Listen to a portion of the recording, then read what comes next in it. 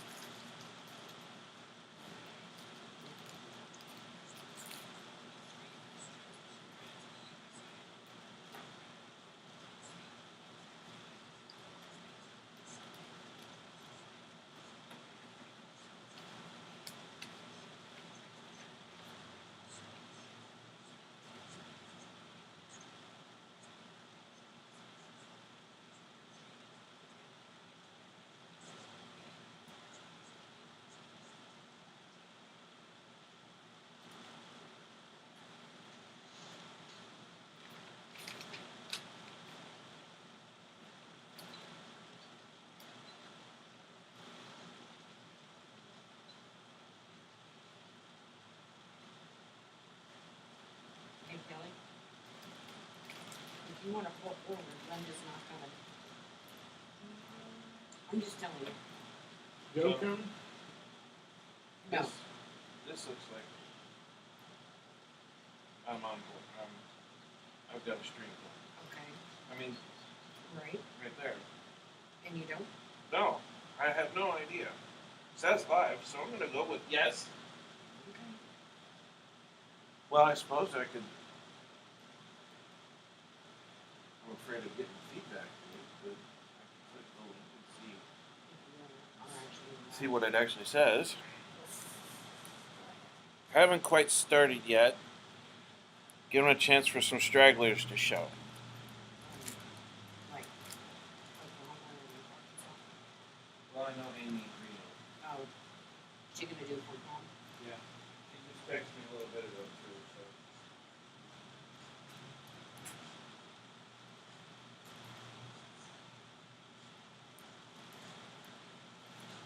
Well, see my screen, so I'm gonna go with yes. And somebody's watching.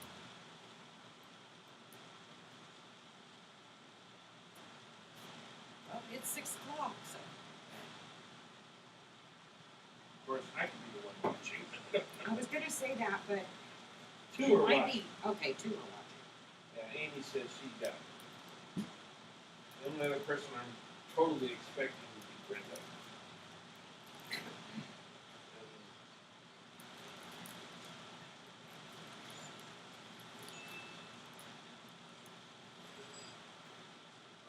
We'll start shortly. I'm still waiting to see if any stragglers show up. Yeah, so we did have one person sign up for the class. Yeah. That's supposed to physically be.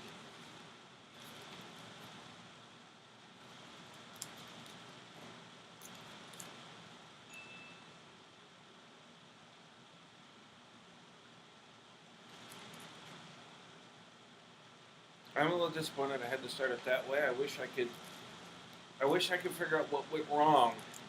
Because in YouTube you could put on a bookmark saying, okay, I'm gonna have a live stream and here's the schedule for it. But I couldn't that's what didn't work. Now if I go straight into starting a live stream, then that works. But I just wish I had that bookmark so when like Amy's today's problem, she would have just clicked the bookmark and then there we would be when we started. She wouldn't have to keep refreshing the page to see, has he started yet? Has he started yet? Has he started yet? Right.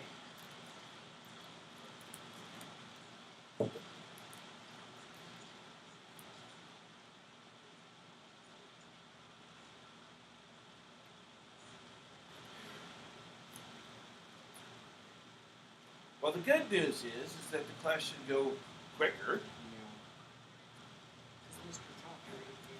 Huh? I said, because Mr. Talker ain't Yeah. here tomorrow. I don't know what his plans really are.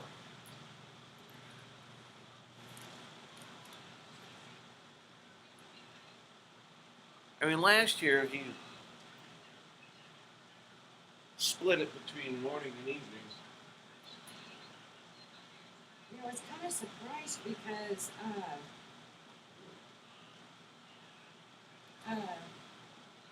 he's open on Mondays. Yeah, but he doesn't open until after class. So what he's kind of done, I think, and he kind of did this last year, is that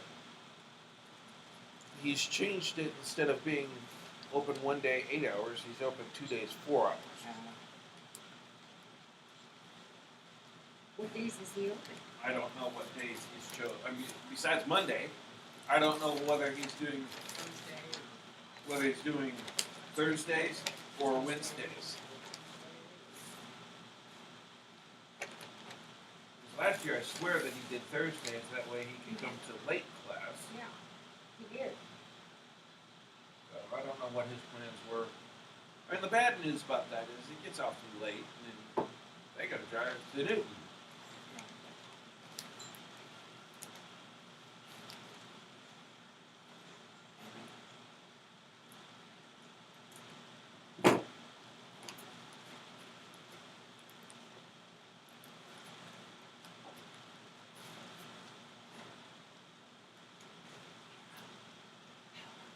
Park City's bad enough, and then you have another half hour.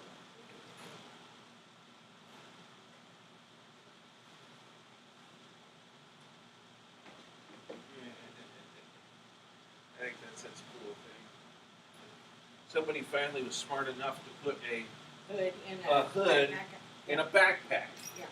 What took so long? I have no idea. Alright. Couple more minutes and then I'll start. Okay, I'll start right after Shannon Swelling. No, or maybe under 5 minutes.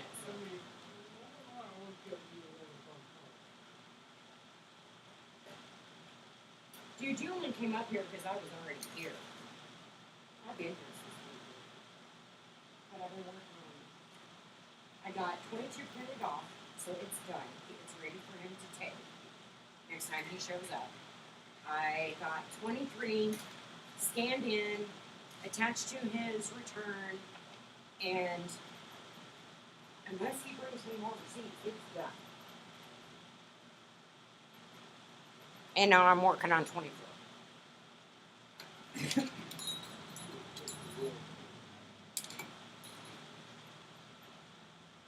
Make more money. Cut it.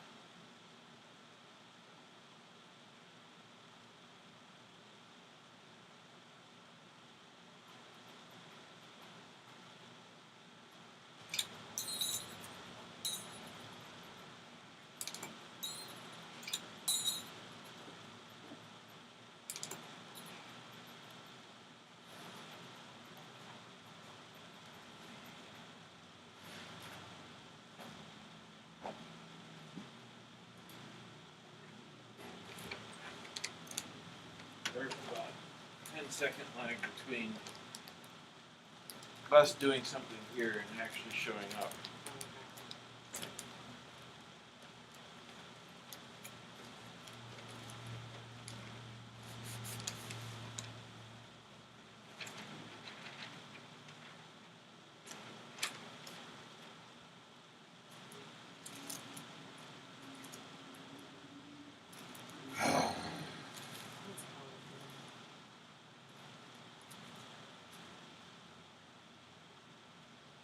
It's hard.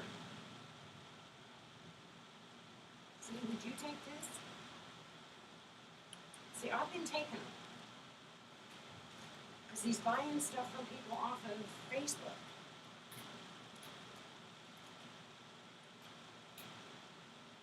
I would say no. I say yes. Because you don't get a receipt when you do a Facebook Marketplace purchase. And he's been having people either write out a receipt or sign it or something.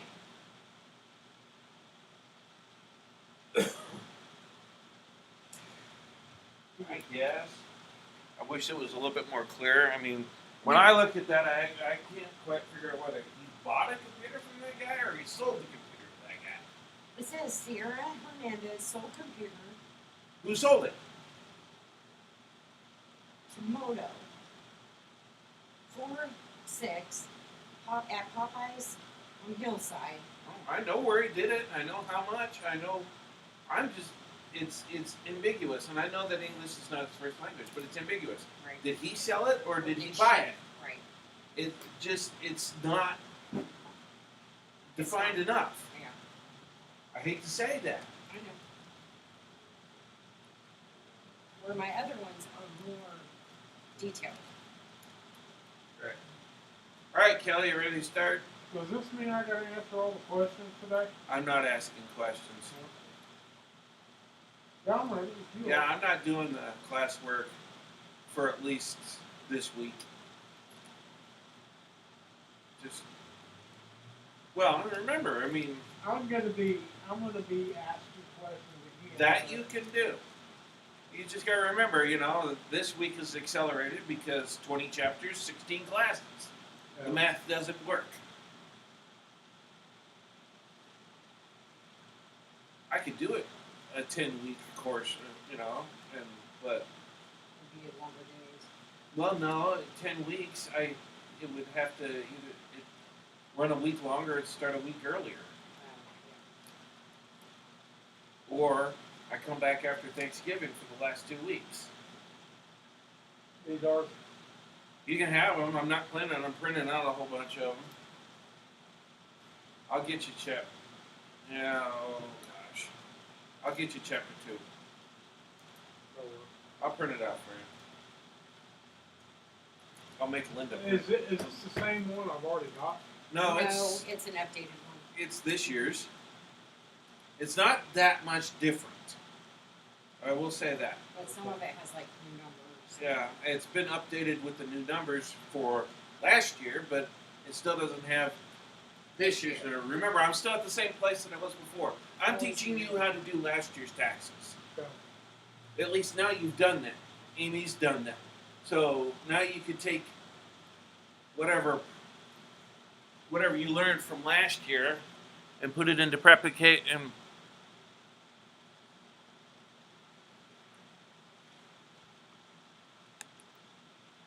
put it into practical because you got it figured out. Why did you do that? Like I said, I did mostly drop offs. You did some. Well, I think right there at the last I was dealing with customers.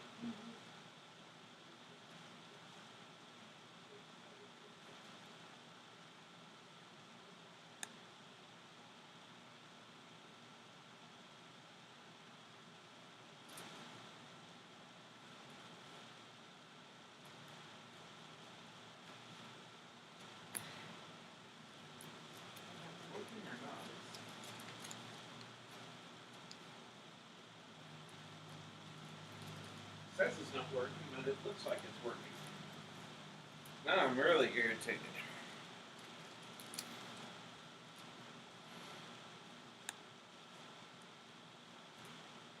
Go back and check it again.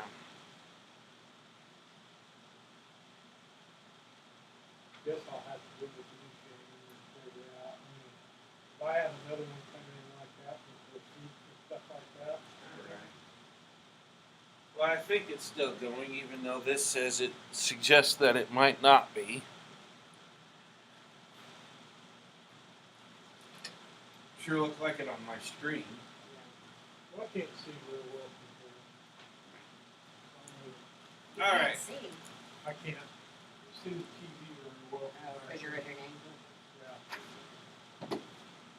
Yeah. We'll blame it on the person who hung Hey, it. I kind of like hell to get it to hang right. Maybe. There's not a lot of room to work with. Yeah. That's your problem. Well, I tried to go through the cinder block, Yeah. and the back of the cinder block wouldn't allow me to do the anchor correctly, the butterfly anchor, so I couldn't get the deals to work right. It was, yeah, it was. Yeah, it still looks like it's on. Alright. I don't know. That says otherwise, but alright.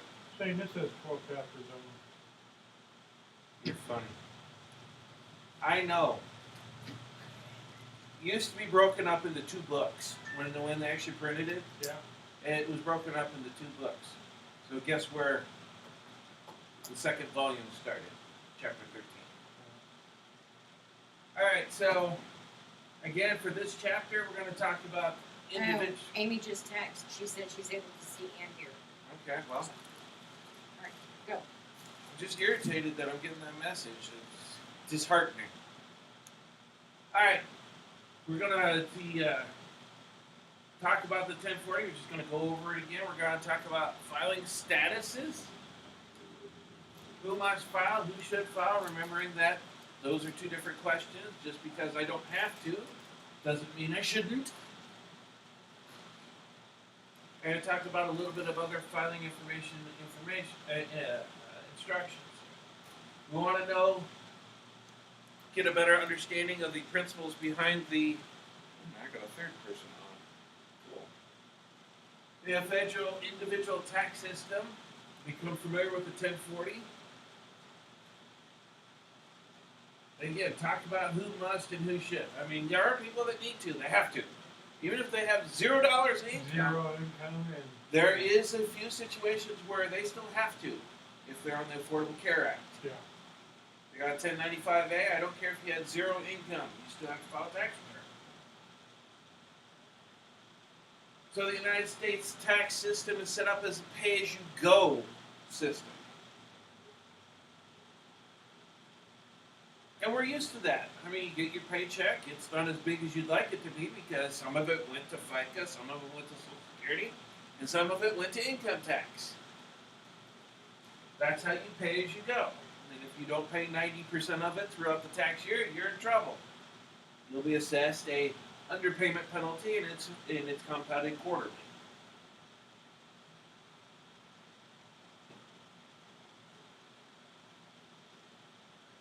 If you earn money in the U.S., whether you work on a job making money or in other ways, such as rental property or investments, you have to share a portion of it with the government. This money's used to build things like schools, roads, whatever. Let's do keep in mind, though, I mean, now this is kind of a two-way street. The paragraph could be written a little bit better. It is right if you earn money in the U.S. It's whether or not you're a citizen. If I'm not a citizen, but I'm in the United States working legally, I still have to file a tax return. But it also, if I'm a U.S. citizen and I'm working abroad, I still have to file a tax return. As a citizen, I'm taxed on my worldwide income. If I'm not a citizen, I'm only taxed on the income I make in the United States, not my worldwide income. Does it also make a difference in which part of the world you're working in, the tax bracket? Or? No, there's no difference on the tax bracket. What makes a difference is what the local countries do as far as taxes. Like, for instance, I've got 2 different cases of international clients. One's in Canada, Okay. one's in United Arab Emirates. United Arab Emirates does not have income tax. They don't need to. The government can fund their ways in other ways. But yet he lives here, so he ends up. No, he doesn't live here. He lives at the airport in Dubai. His job is he works for Bombardier. He's a sales rep. He's a customer service rep, basically. So His problem is that when he reports his income here in the United States, he has to pay income tax on it. He might have to pay tax on the whole load. I can work with it. There are other things I can do.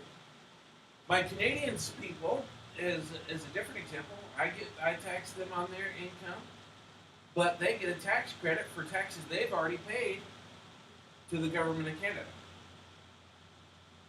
If they paid income tax to the government of Canada, or also in this case the province of British Columbia, I get to write them off. I get to write that off, man. That usually takes 9 years out of 10. That takes care of all their tax debt. Canada taxes at a higher rate than the United States would, over the same amount of income. Now, my Dubai guy, he has no such thing. You know, all his income would be subject to tax.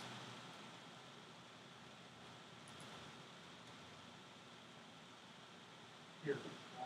Here, yes, because like I said, it's not Dubai tax. doesn't have Dubai doesn't have that system. Different countries have different systems.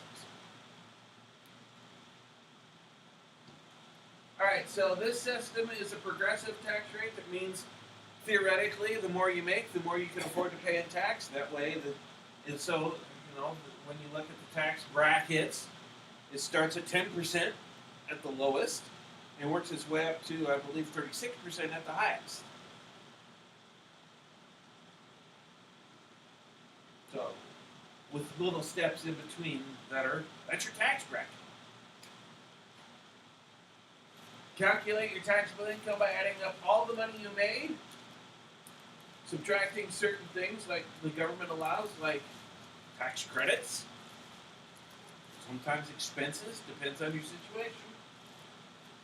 Deduction is a discount on your taxable income. For instance, if you have a child, there's a standard amount of money that won't be taxed because you're providing for that child. Standard deduction.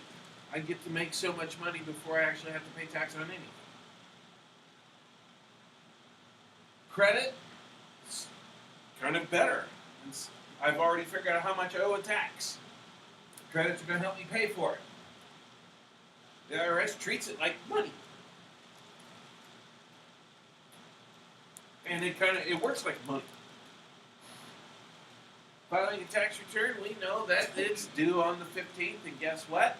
2026, it is the 15th. The 15th is in the middle of the week. So no extra days this year. You pay too much throughout the year, you had too much withheld, guess what? You're due a refund. Don't pay enough? Well, you need to cut a check. Or money order, or however you want to pay for it. But you owe the government some money, you need to pay for it. You need to make it right.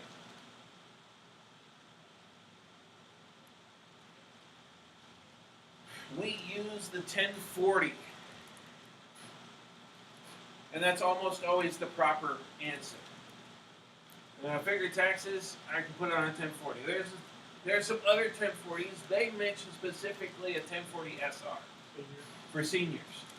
There are actually more 1040s. There's no easy and no A in There's no easy, there's no A. The 1040 SR, basically, they took out the whole section for dependents.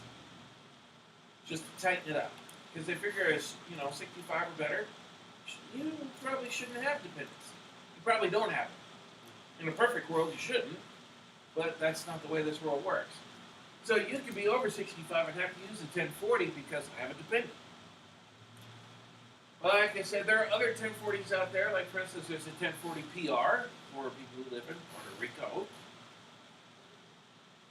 I know there's another 1040 that's in use out in the American Samoas, Guam, Saipan, out there in the Pacific, those American territories. So, I've not seen the Puerto Rican one. I have dealt with the Guam. We've had some people come in that lived in Guam. Actually, what we have to do right now is turn all that information into corporate. They'll figure it and send it back to us.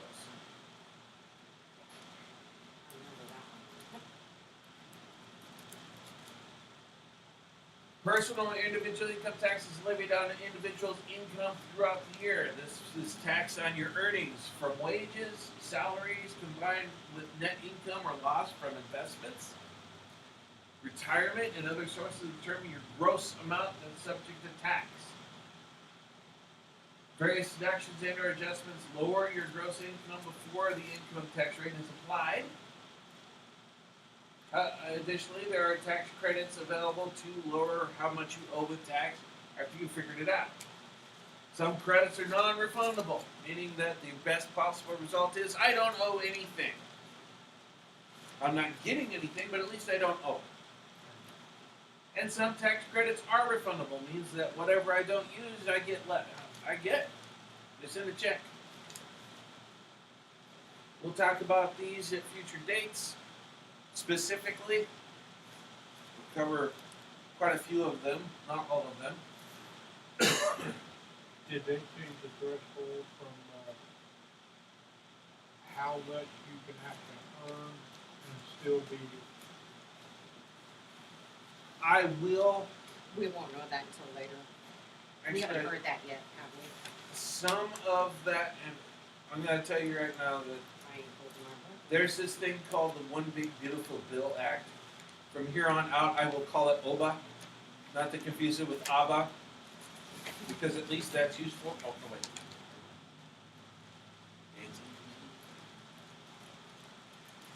There is some information in OBA that will already be in use for the upcoming tax year. There are some things I can tell you already. Number one, the tax tables did not change. Last year's tax tables are the same. Did you up the standard deduction? Yes, I think so, and I wish. I'll pull it up. No, I've got it. I actually printed it out.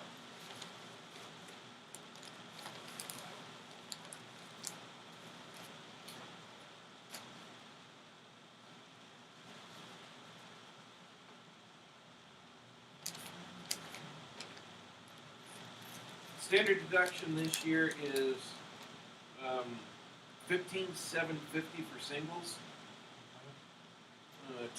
$23,625 for head of household, and $31,500 for married filing That joint. went up $2,000. Huh? That went up $2,000, didn't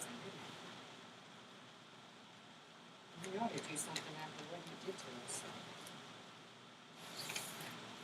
So that's the new standard deductions. I will update information as I go along. As we go, if I have current information, I'll give it to you. And like for instance, I do have that information. The senior bonus deduction. Are you talking for blind and? No, that's something different. There are some things that were promised that didn't necessarily show up in the way that people thought they would. Like for instance, Social Security tax, or tax on Social Security benefits. Yeah, that didn't. still, It still It happened. still exists, but there's a buffer okay, that's been put into place. I don't know 100% how it works, but that's where that $6,000 comes in. okay. I'm not quite sure how it completely works yet. But say, like for instance, no tax on overtime. Get ready to fight this fight because you know it's going to happen. Yes, you're going to pay tax on overtime. It was already withheld. What we're trying to figure out is how it's going to be reported to us so we can put it on the 1040. We don't know yet. I'm hoping that on box 14 or something, they'll tell you this much was taxed on overtime so you can write it, turn around and back it up. But the fight is going to be, people are not going to think about, they're just going to hear no tax on overtime. What are you thinking? They're just not gonna understand it. No, they're going to understand it, but They're gonna think that they shouldn't have paid taxes on any of it. And On- should get all of it back. well, but besides that, they're going to hear no tax on overtime, and they're going to jump to all taxes. Oh. This only applies to income tax. You will still be taxed on Social Regular. Security. You will still pay tax for Medicare. FICA on that money. Yeah, So and that's Medicare. like after 6,000, you're gonna be taxed on, you got that threshold of 6,000, right? You're, anything over the 6,000, you're gonna be taxed on. Hardcore. They gave a $6,000 buffer. However, it doesn't apply to you if your adjusted gross income is over, I believe, 150,000. Okay. No, 75. 75 single, 150 if you're married, family joint. So going back to what we're talking about here, we have a single person has just a W-2, has $60,000 worth of income, standard deduction, 14.6 for last year. Subtract that away, that means their taxable income is 45,400. The tax on that is $5,219. Let's hope they had at least $5,220 with help from their paycheck. So I need to put.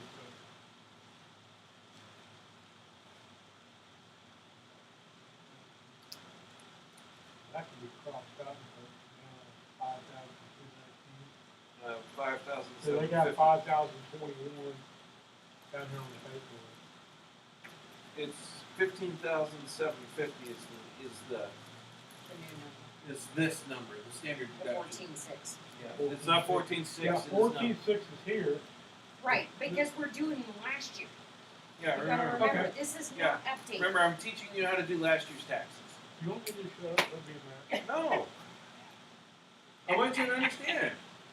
Okay. Because I have two other people, at least, that might have that same question but can't ask it.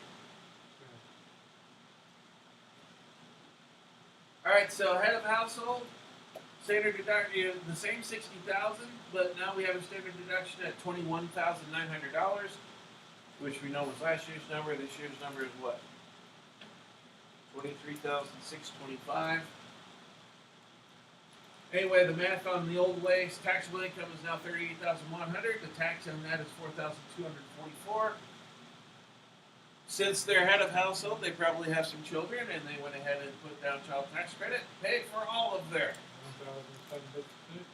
Yep. Paid for all their tax. What was left over went to additional child tax credit and became a refund. Don't sweat the details. We'll talk about those credits in due time.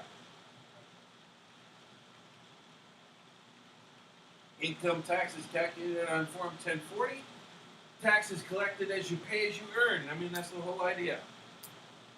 If you work for yourself, you need to pay quarterlies, or you'll be sorry. At the year's end, the 1040 helps reconcile how much money you made versus how much tax you owe versus how much tax you paid.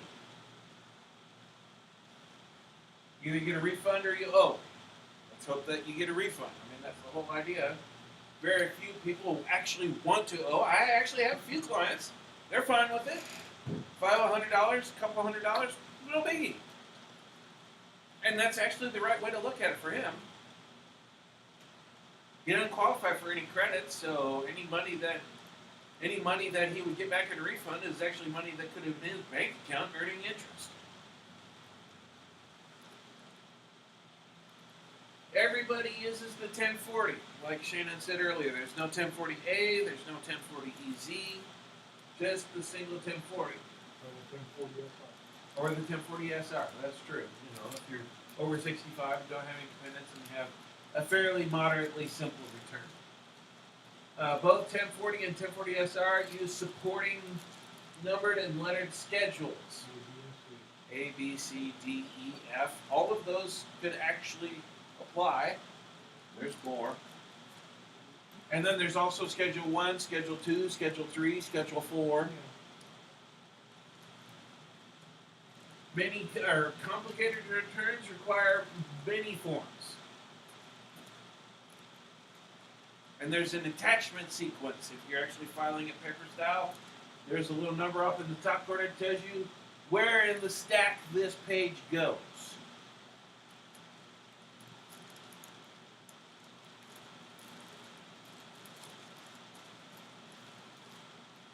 Tax year for 99.9% of the people is January 1st through December 31st. Now, companies might use a different one, and that's a totally different thing, but Joe taxpayer, it's calendar year. majority of it's gonna be on the computer anyway, so it'll be pretty much Mhm. self-explanatory going down through. Yeah, I mean, that's the whole thing. You just start at the top and work your way down. Yeah. I mean, I even do that. Even though I jump around a little bit more than other people, I still start with income. I don't do anything until I get income figured out. So this is kind of the start of looking at the 1040 itself. At the top here, we have name, social security number, address, filing status. There's also questions whether or not you have digital assets. Can somebody claim you on their tax return? Are you doing married filing separately? If so, who are you married to? You're going to snitch. You have to. You need the spouse's name, social security number, and birthday. No, it's nothing on me. Well, you married filing jointly anyway. But you snitched on me.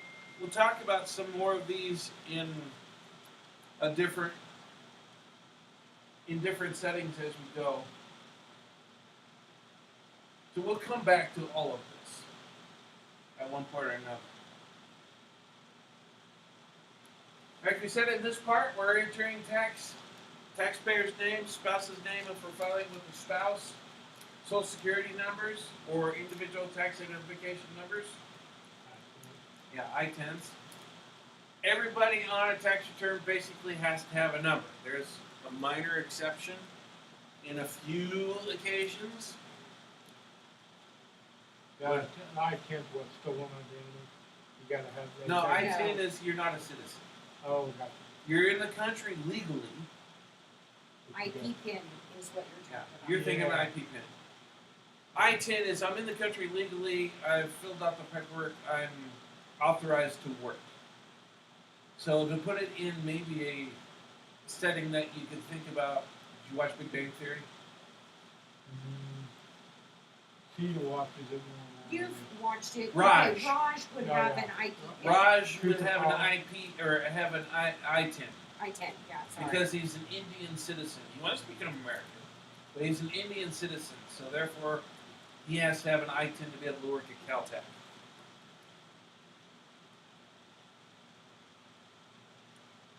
Either one of those come from Social Security Administration. Filing status depends on what you were as of the last day of the tax year. You said if you're married, if the wedding ceremony was on December 31st, you were married the entire year. And then if it happened at 11:59, Right. yeah. Filed your divorce papers with the court on the last day of the year, which you're probably not going to, but if you did, you're divorced for the entire year. Filing status is actually used to determine whether or not you're required to file a return. The amount of your standard deduction, tax rate, and eligibility for certain deductions and credits, because right now we have single, we have married filing jointly, we have married filing separately, we have head of householder, and we have qualified surviving spouse. We'll go back to married filing separately because MFS also can stand for married filing stupidly. Because you don't qualify for basically squat. There's a few minor credits you might get, but for the most part, you don't get them and you'll like it. And it's like we said, tax rate. If you look at a tax table, there are 3 columns. You have the single column, grows the fastest. You have the head of household column, grows moderately, and you have the married filing jointly column, grows the slowest. And if you're married filing separately, you use the single column. So all things being equal, just by married filing separately, you will automatically pay more in tax than if you did married filing jointly.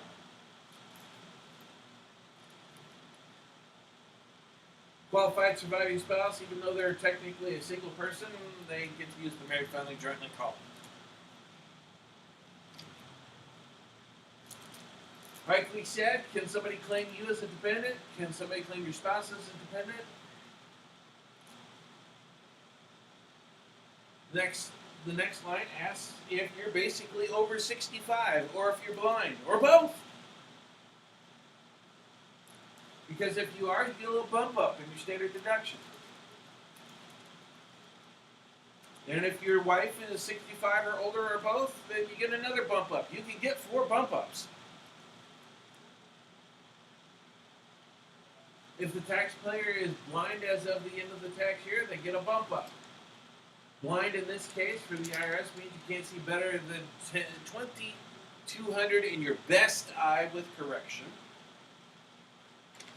Or your field of vision is 20 degrees or less. Chances are you're on disability. You're driving. Yeah. If you drove here and you're going to claim that you're blind, yeah, I'm not buying Not buying it. Alright.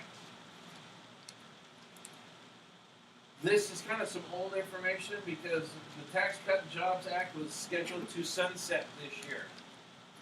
OBA fixed that, which actually I think is a positive thing. That makes those bigger standard deductions because it took the standard deduction and the personal exemption and combined them together. As a married filing jointly person with no dependents, I actually win. My standard deduction is bigger this way than it would be under the old way. And that's true up until 2.5 kids. That 3rd kid pushes you on the other side where now the old way would be better.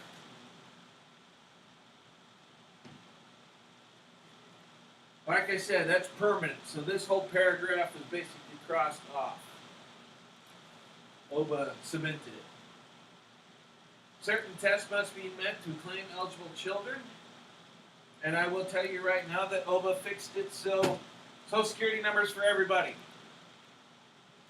You do not qualify for child tax credit if anybody's got an I-10 on this tax return. Which really sucks for one of my clients because she was married to a guy who had an I-10. He got sent back to Mexico. They had 3 kids. He was They the all driver have for. I-10s? No, they're U.S. citizens. So is she. But with his being an I-10, if I do married filing jointly, they're not going to qualify. Bad news is that they owned a trucking company together. He was the driver. So they have no company. She has no income. This is the one I worked on. Yeah. Yeah. So. Yeah, a little bit. That's the one I had to go through. The seats and stuff that she had. Yeah, she's in a bad way right now. I don't know what she's doing. I mean, she was down in Mexico trying to get her husband back.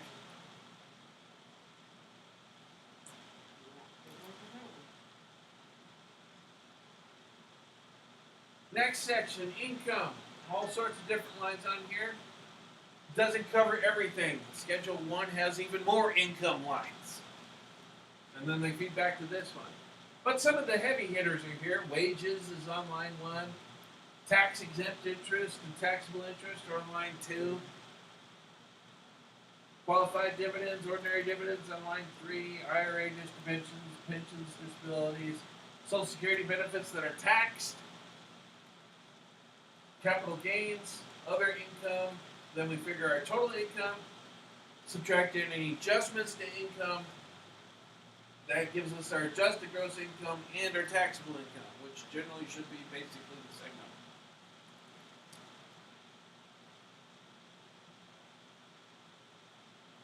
Tax credits, the section of the 1040 is about figuring out how much tax you owe.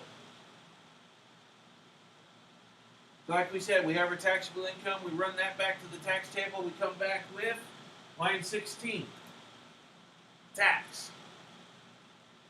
I can add some more to it still at this point, like down here at 23, self-employment tax. Or I could take some away from it, like here at 19, child tax credit, the unrefundable part. So there's a lot going on in this particular section.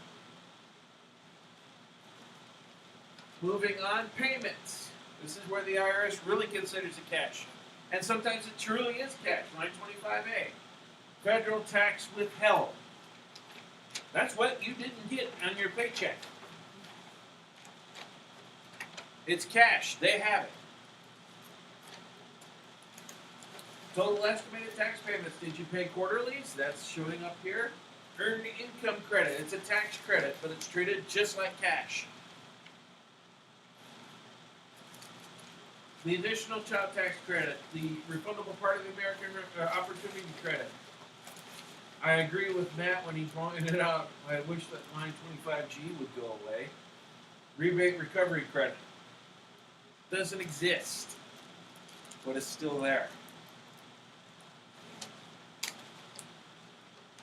Well, Trump's back in office, they left it there just in case he decided to Maybe give that's us all free money again. maybe that's where your tariff refund is coming in. About overpaid, line 34. Hopefully you got a number here. That's what you're shooting for. That's what people want to see. Amount overpaid. And then what do you want done with it? Direct deposit? You want a check? How do you want the money coming back? You have options. And you're not stuck with just one option. You can make multiple options. We will cover that at a much later chapter. Line 37 is something that very few people want to see. Amount you owe. I mean, I don't know about the rest of you, but I always have at least a dozen people come and say, I know I owe. Let's see how bad it is. And most of the time, it's not as bad as they thought it was. Sometimes it's worse, but very rarely is it actually worse. Usually it's better. They overestimated how much they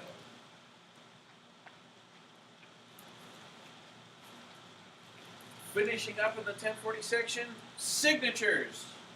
Can't send a tax return in without signatures, without it being signed.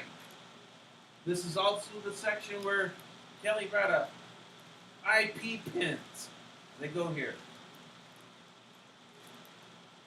You told the IRS that your identity has been compromised, they send you a letter every year with a number.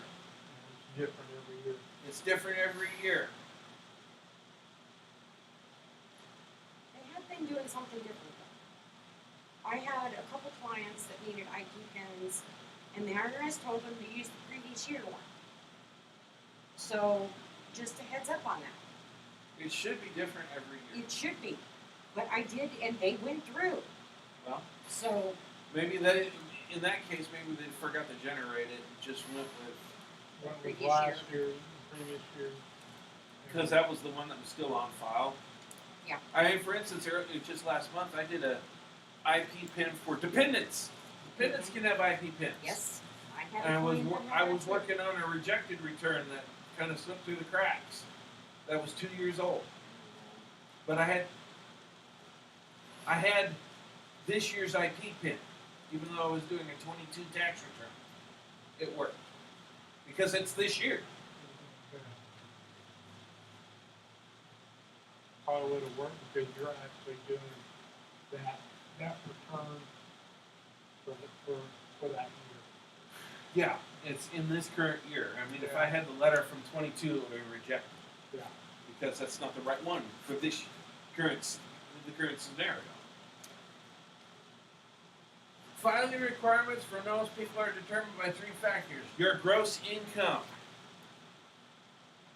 your filing status, and your age. All of those have bearing. Can't stand the people who come in here and says, I made $20,000, do I have to file a tax return? Well, I don't know. Shall we put in the computer and figure you out? Well, I don't have enough information right now. In some scenarios, no, actually you don't. In some scenarios, yes, you do. I need more information. Gross income includes all income in the forms of money, goods, services, and property you received during the tax year that's not exempt from tax. If I got paid in eggs, I need to put down the value of eggs in total income. Nobody's doing that, but I'm supposed to. This includes any income from sources outside of the United States, if you're a United States citizen. I'm going to buy guys an example. He does not make $1 US.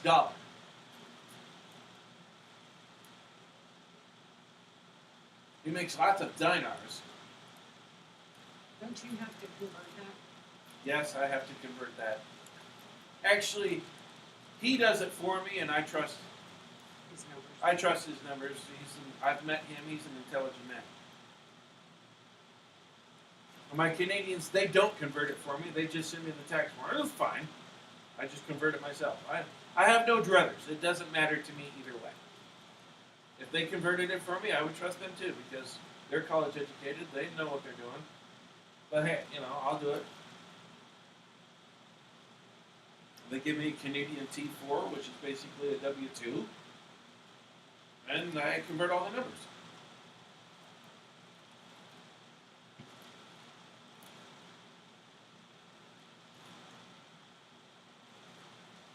There are specific thresholds for gross income that necessitate filing a tax return. They vary by age. For example, at 24, a single individual under the age of 65 must file their return if their gross income is at least $14,600. These numbers change every year. Like I've said before, I'll say it again. I'll continue to say it. Don't get married to the numbers. They change every year. Understand the concept. There is such a thing called a standard deduction. Changes all the time. Standard deduction is how much money I can make before I have to pay a penny in tax.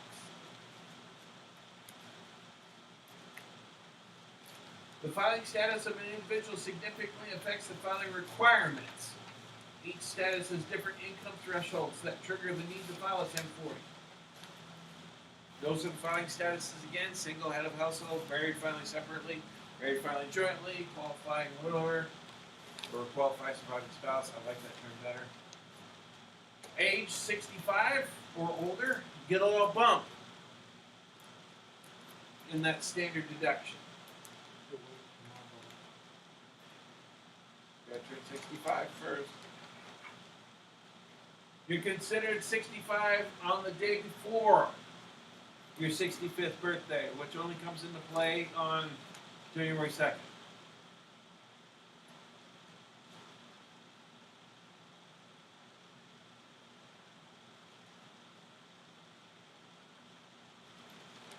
We love taxes. We love the fact that it's not black and white, there's always gray. Some blacker than others, some whiter than others. But we work on this January 1st to December 31st calendar, except here.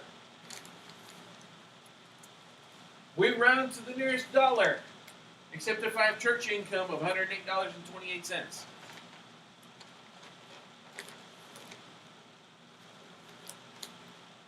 Don't try to make it make sense, you'll just get a headache.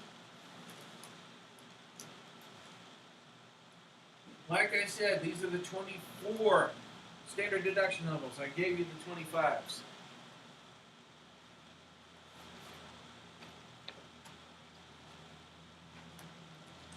But here's my dilemma when somebody comes in and says, hey, I made $20,000, do I have to file a tax return? You can see that for at least two filing statuses, $20,000, or for only two tax filing statuses, $20,000 would be taxable. After that, no, it wouldn't be. But like I said, I need more information. I need to know if you're single or not. I need to know if you're 65 or older or not. I need to know if you're blind. Chances are, if you just walked in the door, you're probably not. But we love married filing separately down here. If you made $5, guess what? You have to file a tax return.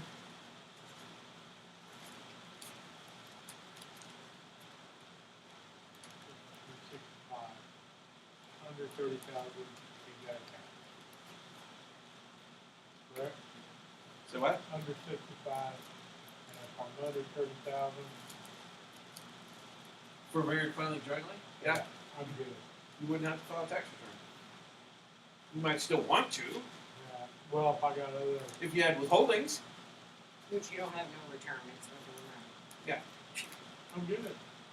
But otherwise, no, you none. don't All have you to. have is Social Security. Yeah. I mean, there's certain, the question really is that, if I don't file tax returns, the IRS is going to come looking for me. No.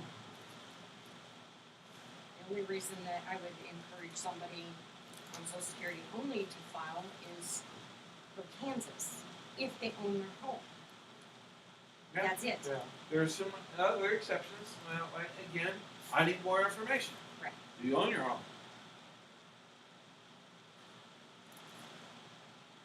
All right, so dependents are people that can be claimed as dependent on somebody else's tax return. They're really not supporting themselves. Somebody else is doing it for them. I mean, the easiest way to think of that is a child, but it doesn't have to be a child. It could be an adult. Various situations.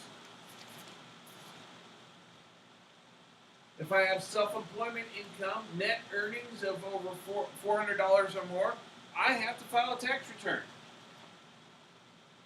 That last chart is useless. If I have self-employment net income of $400 or more, I got to file a tax return. I'm actually not going to pay any income tax, but I'm going to pay self-employment tax. Hence the reason why I have to file a tax return.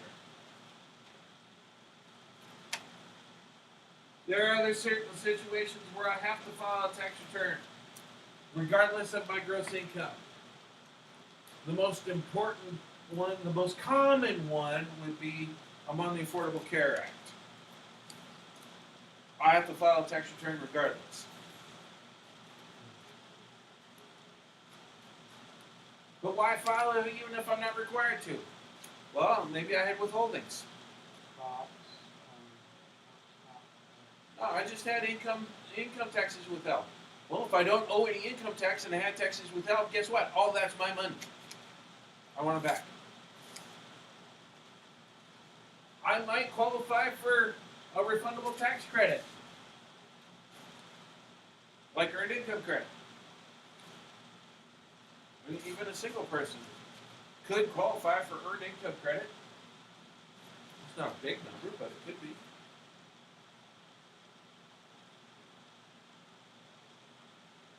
If you're dependent, there are thresholds for filing requirements. That depends on the dependent's earned income and the dependent's unearned income. Whether or not the dependent is actually married, whether the dependent is 65 or more, whether they're blind. Again, they get the bumps. Even if they're a dependent.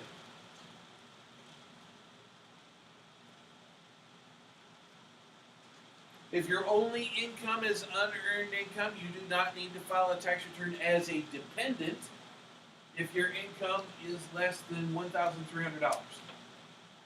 If your unearned income means money that I got by not doing anything, bank account,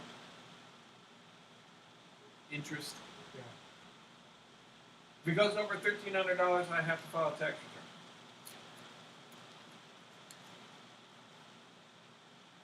If the money that I made as a dependent is earned income, meaning I went out and worked for it,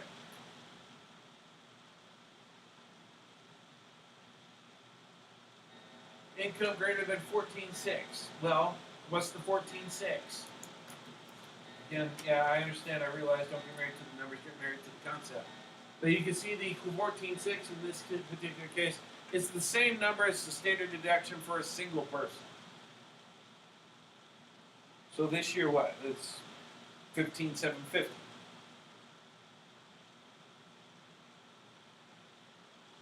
Well, what if you have both earned and unearned income? Well, we're looking at the larger of which. You figure out whether or not you have to file a tax return based on that. My advice basically is if I have a dependent and they made some money I'm going to go ahead and file the tax return for them. We do it for free. And it's a good experience for them. And they'll probably get a couple of bucks.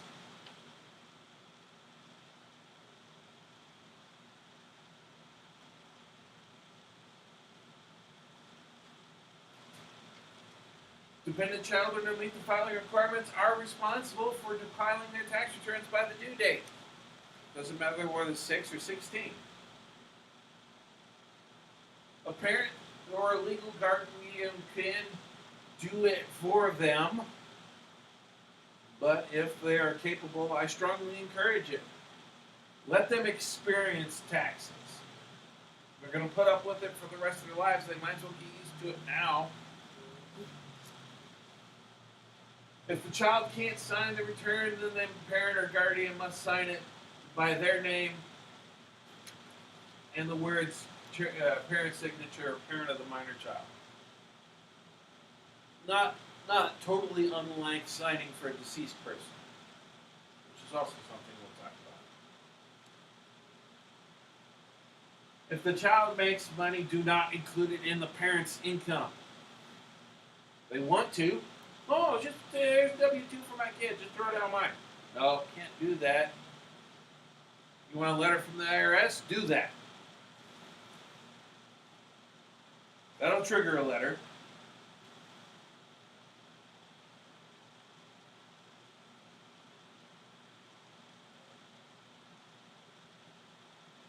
If the child's only income is interest and dividends, and the child was under 19 at the end of the tax year, or a full-time student under 24 at the end of the tax year, and certain other conditions are met, a parent can elect to include.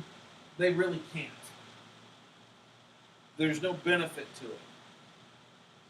Makes it worse.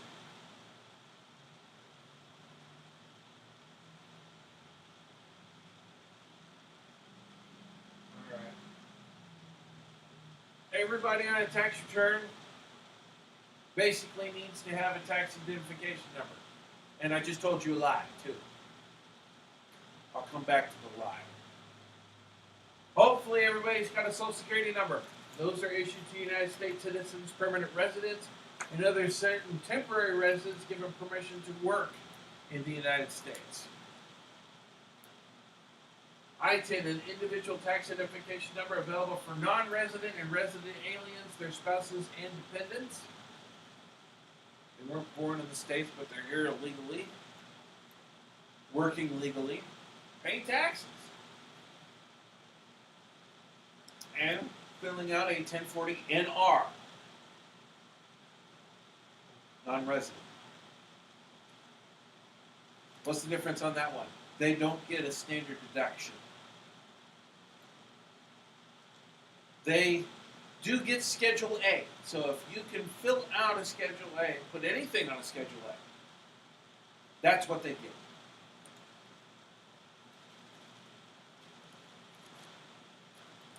Last one is an adoption tax identification number.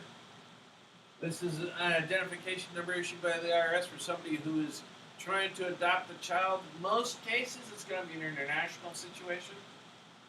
It could be domestic. It's not unheard of, especially if we're trying to keep it on the lowdown. It's just a temporary number that looks like a Social Security number, acts like a Social Security number, has the power of the Social Security number. It's not as bad as the I-10. When I said earlier that if there's an I-10 on here, you don't qualify for certain credits, A-10 does not have that problem. If I list a child with an A-10 on my tax return, I'm okay. I will still qualify for whatever credits I can qualify for. Will you ever see that? No, I think I've seen it once. Here's a good example. Names must match numbers in the Social Security database or I'll reject. Well, what happens? Here's an example. Jane Black got married this year. Her new name is now Barone, but she forgot to tell the Social Security Administration. But she did tell you that her name is Jane Black. You filled it out. It rejects. Because Jane Black, there's no such person as Jane Black with that Social Security number. You have two choices. Jane either has to contact the Social Security Administration and get a new Social Security card with the new name, or I just keep it simple and I change her name to Jane Black this year and just retransmit. And then she goes to Social Security Administration and fixes it. That would be the fastest scenario. Just change it to her old name, file the tax return. You'll need new signatures, but otherwise, change it to the old name, file the tax return, she'll get her money. Actually, you only need her signature. Yeah, I'd only need her. Yeah, I would only need her signature. Used to be we'd have to get both, but Yeah. But now I just need hers. It'll be faster and easier. It's easy. That's an easy fix. The Presidential Election Campaign Fund. Not once have I ever heard anybody say, yes, I want $3 to go to it. Has no bearing on your refund whatsoever. This money does not come out of your refund.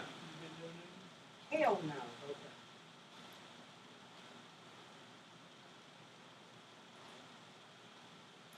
Does not come out of your refund. But nobody ever says, yeah, I want $3 to go to that fund.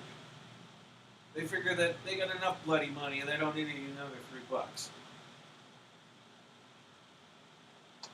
Like we said, the due date for tax returns is April 15th. This year it is the April 15th. There is no extensions due to Emancipation Day. It's totally out of the loop. If you e-file your return, it is considered filed on time if it records the transmission by the due date. That's a terrible sentence. It should read records its acceptance by the due date. If I transmit it by the due date and it rejects, I'm late. But I had 3 days grace, actually, to fix it. If I file on the 15th and it rejects, I've got 3 days to fix the rejection before it actually is considered late. If you mail your tax return, if you're old school, you have to have it postmarked by April 15th. Last pickup, I believe, was 6 o'clock at the airport, 5 o'clock over here at Chisholm Station. Gone are the days of the midnight pickup on the 15th. Remember those? There's a news cruise down there, man. Yep, and the lines. It was a party. Not anymore. If you do not file your tax return on time, you are subject to a failure to file penalty. And of all the penalties that you can be subject to, that one's actually the worst. It's the strongest, it's the heaviest. It's like 25% of what you do owe. Now granted, if I don't owe anything, but I'm due a refund, I'm not penalized. My penalty is I don't have my money. If you're unable to file by the return and by the due date, you may file for an extension to get you to October 15th. Still doesn't excuse you from paying it. I have a client right now that is driving me nuts because I had the return done in March. She owes. She had me file an extension on it. It doesn't change anything. She's still going to get interest and penalties back to April 15th. She might as well just let me have filed it because it really doesn't make any difference at this point. At least then, my part's over with. She just needs to pony up the money. Right now, I've got this return that I've got to remember to file before The 15th. the 15th of October. Well, the next 15th.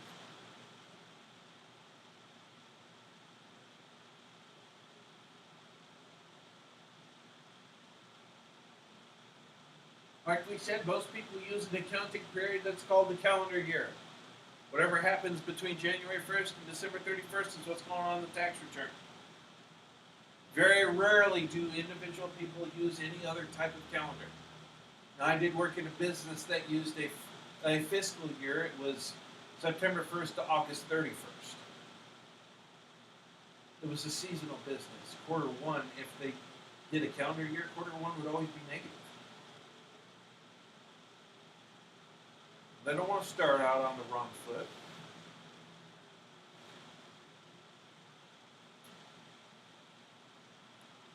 Counting method. Most people use cash method. I count the money as spent when I spent it. I count their money as earned when I receive it. There is an optional method out there called the accrual method. Nobody ever uses it because A, in the long run, it doesn't gain you anything, but B, it's also harder to keep track of. In the accrual method, I report the income as I make it. So every minute, if I was reporting on the accrual method, every minute that I was talking here,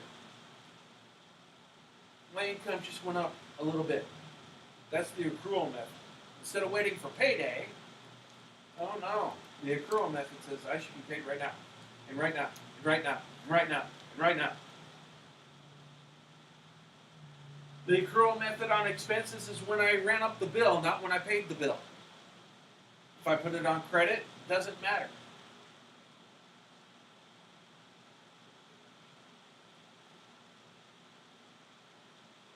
This is the IRS. We've rounded to the nearest dollar. 50 cents and above, we go up to the next dollar.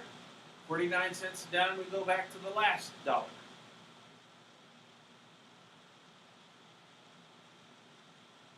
There are two things that are sure in this life, and it's what? Death and taxes. Yeah. But just because you die does not excuse you from paying your taxes. Well, a lot of them can No. They'll go after your estate.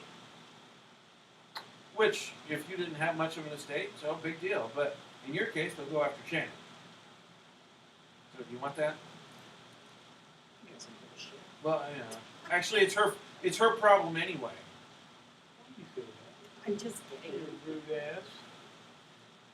If the spouse passed away in 24, the taxpayer, if I'm doing 24 taxes, the taxpayer is still married. Whatever year the spouse died, they're married for that year. Still joint. Yeah. If they choose to do joint, I mean, you can do separate if you want, but I don't see the advantage in it. Same filing requirements apply. There's no differences. Your standard deduction is still your standard deduction. Whether you live the entire year or only 20 minutes in the year. Chances are, if I live 20 minutes in the year, I'm probably not going to have a filing requirement. Because did I make any money? Probably not. If I live the entire year, I'm going to have a filing requirement. Because that probably worked. Somebody's got to do it. If they were married, it's the surviving spouse. It's the easiest one of all. I don't have to jump through any extra hoops. If there's a refund due, it goes straight to the spouse. No problem. Gets a little bit more complicated when we have a representative doing it. One year I was contacted by Intrust Bank because a client that I had been doing taxes for a long time had passed. And he named Intrust Bank as the executor of his estate. And Intrust wanted me to do his final tax return. Because they didn't have a tax guy. I was the guy's tax guy. I already knew what the guy was doing, so they had me file his tax return. He was due a refund. I had to fill out a special form, which is showing up in a minute. What, 1330? And for Kansas is an RF9. When filing a tax return, the word deceased is the decedent's name is going in the decedent's name field. And the personal representative, hopefully it's the surviving spouse. That makes it easy. But if I'm doing it with a personal representative, like for Intrust Bank, the guy that I was dealing with, he signed for Intrust Bank as an officer of Intrust Bank as the executor. That was fun. Form was 1310, my bad.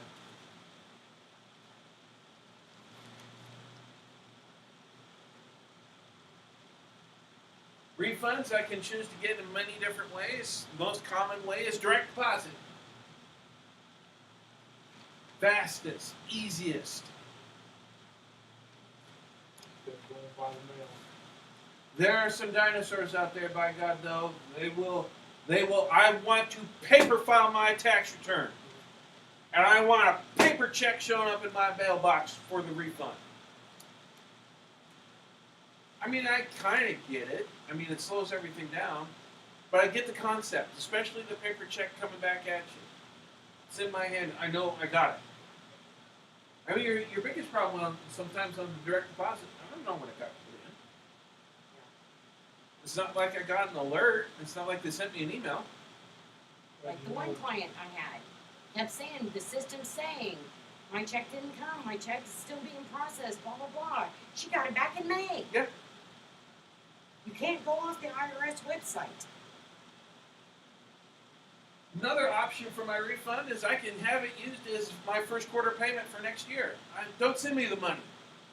Just apply it to next year's taxes. Okay. Well, maybe I just started a business. I know I'm going to owe. I sold the house. I sold some property. I know I'm going to owe tax next year. That way you're trying to get ahead of it. So let's just get out in front of it. I mean, it's not the worst idea. Or the IRS never sends you any money because you already owed and they kept it to pay off your obligations. Whether it's overdue taxes from a previous year, or child support, or student loans, or some other. I've heard of city water bill. Well, that's state only though. Yeah, it's state only, but it can happen. Refunds can go to pay obligations. If you owe, your payment is due on April 15th, and this is something that just drives me nuts because these people that owe will come in, oh, I know I owe, and I'm going to come in on April 2nd or April 14th to file my taxes. It doesn't matter. It doesn't matter. You're still gonna. You're still going to owe. But here's what drives me nuts, is that if you came in January and I did your taxes, it's still not due until April. I can file your tax return. You can be done with it. You know exactly how much you owe in January. That money is not due until April. Go ahead and file. Get it done. That payment's not due yet. Do you want to pay it early? That's fine.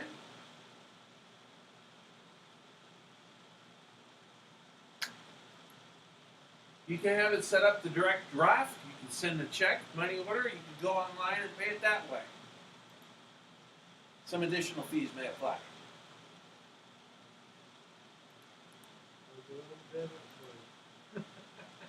All right, so let's take a little break here. We are way ahead of compared to morning class, which is fine by me. Let's take about 10 minutes to reconvene at the bottom of the hour.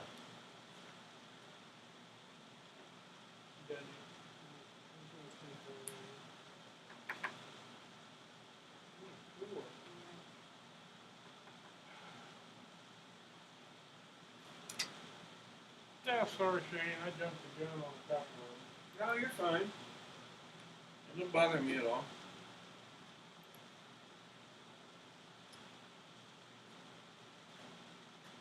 Glad I went through those rejected receipts. Find something? Yeah, I found some that I accidentally put in there. it. That's why I double checked myself.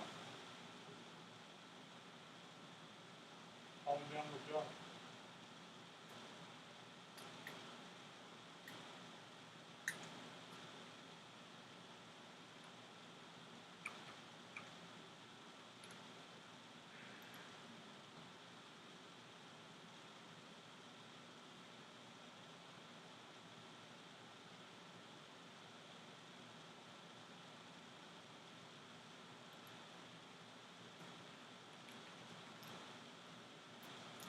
They have to start with drop offs again this year. do it. Get yourself back.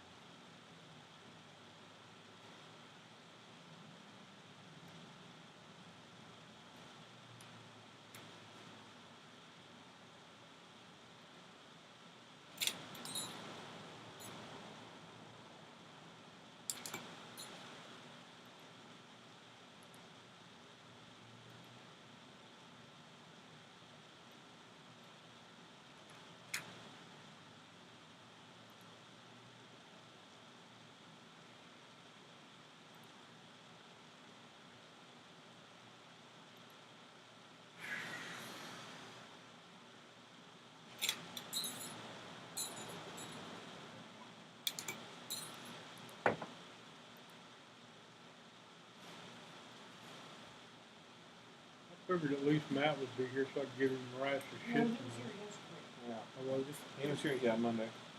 Yeah. He'll be here Monday mornings. I don't know whether he'll be here Wednesday mornings or Thursday afternoon. Yet.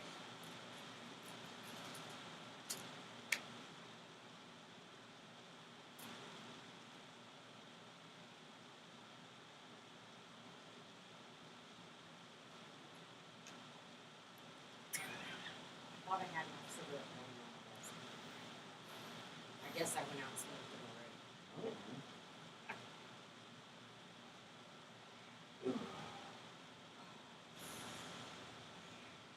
Is the mouse working now? Huh?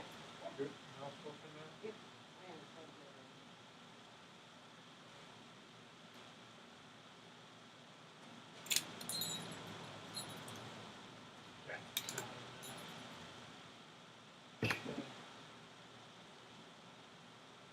I told Sly, don't you put another damn decal on the back end of my car.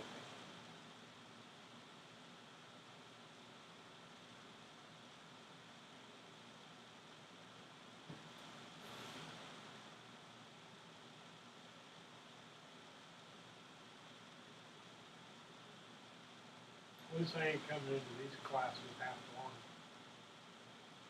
It makes a difference seeing it for the second and the third time. I mean, there is a reason why, you know, Matt comes in, although it's more just to see anybody new, you know, evaluate talent. But there, you know, Linda will be here, Joe will be here, Suzanne will be here. There's a reason why they come in. They don't need to be here. It's just useful. It's helpful. So I told Linda I'd pick her up at 8:30. So as soon as I get to her house, I'll text you. And I gotta show her how to use the app. Apparently she doesn't understand how to use the app. So, Yeah. Oh, the Starbucks app? yeah, yeah. It is. So simple. So simple. I don't know. I think it could be better. Yeah, a little bit, but Took me a couple times trying to use the Quick Trip app. yeah, I did download that thing. That one is a little frustrating, also. Because I put some quick trips that are in my favorites because, like for instance, if I'm going to Minneapolis, I want to I put those quick trips in my favorites so I remember where they are. Yeah. The one in Des Moines is not that hard to find, but the one in Kansas City, on the north side, I like getting through Kansas City before I stop. Kansas City is right. I hate being in Kansas City. Well, there was the one I last time we went, it was nothing but misery. Front end about came out from underneath the car, and That wasn't the last time we went. then we went up there. We went with Mason and Tristan Oh, Great Wolf to the Lodge. Great Wolf Lodge.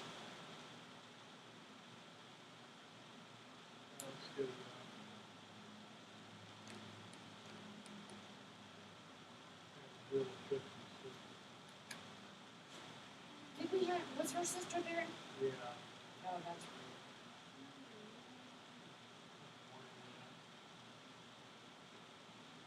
I'm gonna change my favorite quick trip on the north side of Kansas City because I hated getting back on going northbound from that quick trip because there was a left-hand entrance. I had to merge right.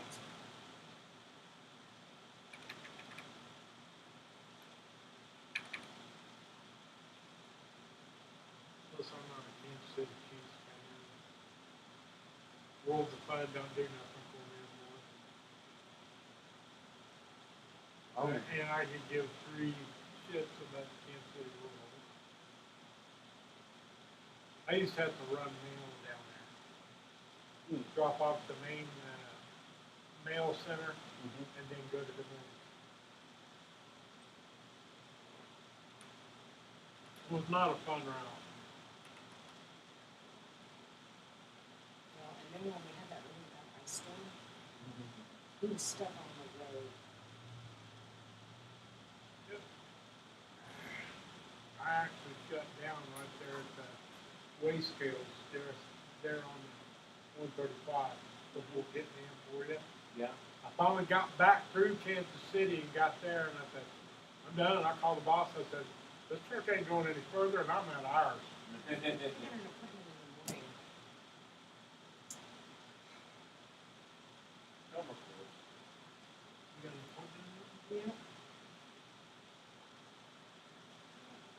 I don't know, the last thing I heard, I want something with bubbles. I don't know, I got both of them on here, so.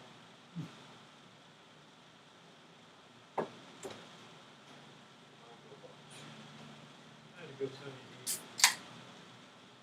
I had a good sunny week.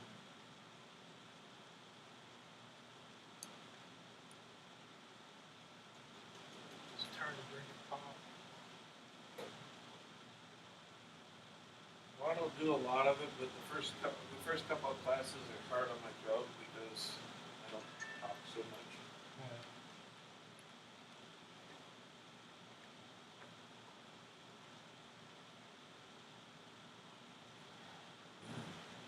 Couple minutes.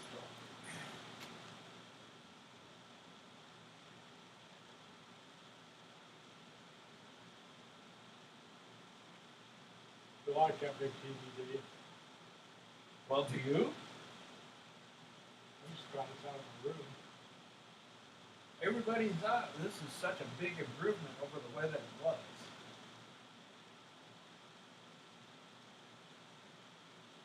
Yep.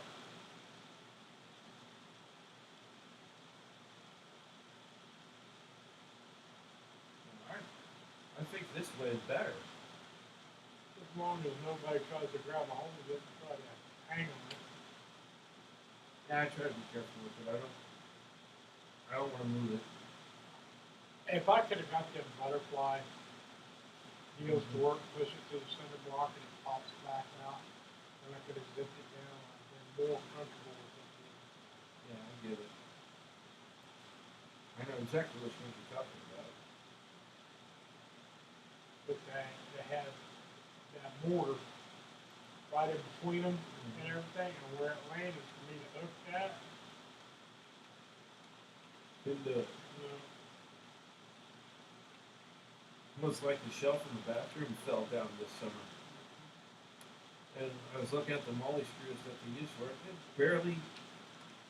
They barely opened them at all. No wonder it fell off.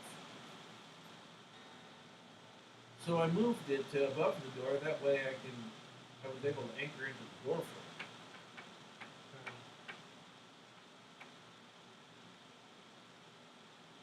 Alright, clock went bing.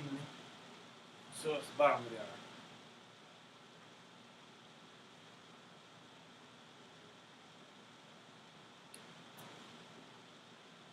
But just for everybody that's out there in YouTube land, I'm not live streaming every class. I'm only doing one of each chapter, and it's usually going to be the morning class. The only reason why I'm doing it right now, as opposed to yesterday, is that yesterday's feed didn't work. But it'll be available on demand. It still should be on this page later for you able to view. So, no biggie. But if you want to watch it live, it should be the morning class.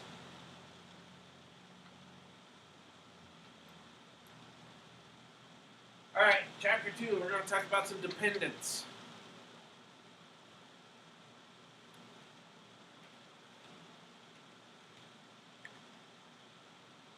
What it takes to be the dependent, and then the 5 different tests to see if I have a qualifying child. And failing that, the 4 different tests to see if I have a qualifying relative.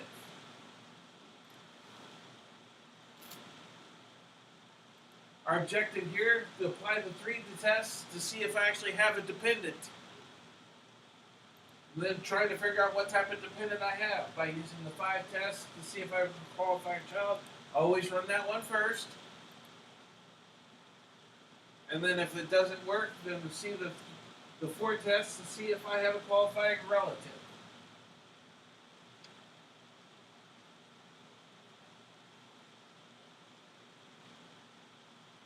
Figuring out what type of dependent is important because it's going to unlock and lock up different types of credits. If I don't have a qualifying child on my tax return, I am not going to qualify for the child tax credit.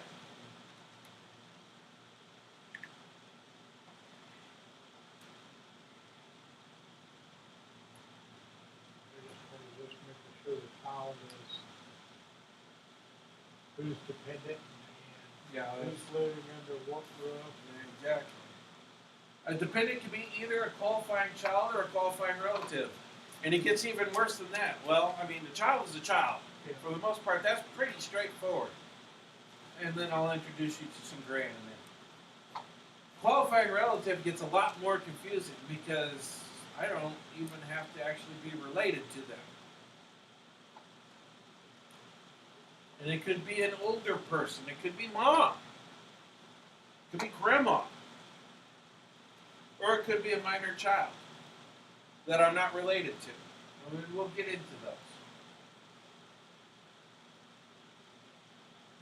Well, when we're looking at the dependents, we got to ask ourselves some questions.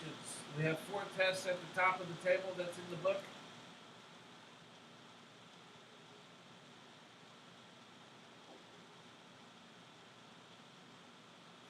Test number 1 is that can I claim somebody as a dependent?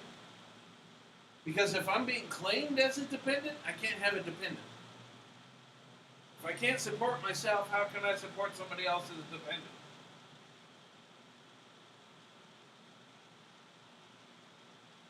Can't claim a person as a dependent unless they're a United States citizen, resident alien, U.S. national, or resident of Canada or Mexico. I will take that a little farther to say that it doesn't matter about the Canada or Mexico part. Yes, my Canadians, they have children. I can list their children on the tax return even though they don't have Social Security numbers. Canada and Mexico are the only 2 countries that I can do that. But there's no benefit to it. It doesn't help them. Since they actually don't have a Social Security number, they're not going to qualify for child tax credit. They make too much money to qualify for earned income credit, so the only thing that they could possibly qualify for is the $500 non-refundable other dependent credit. But they don't owe any taxes, so it doesn't help. So I don't bother with it. Because if I put them on there, I can't electronically file the return.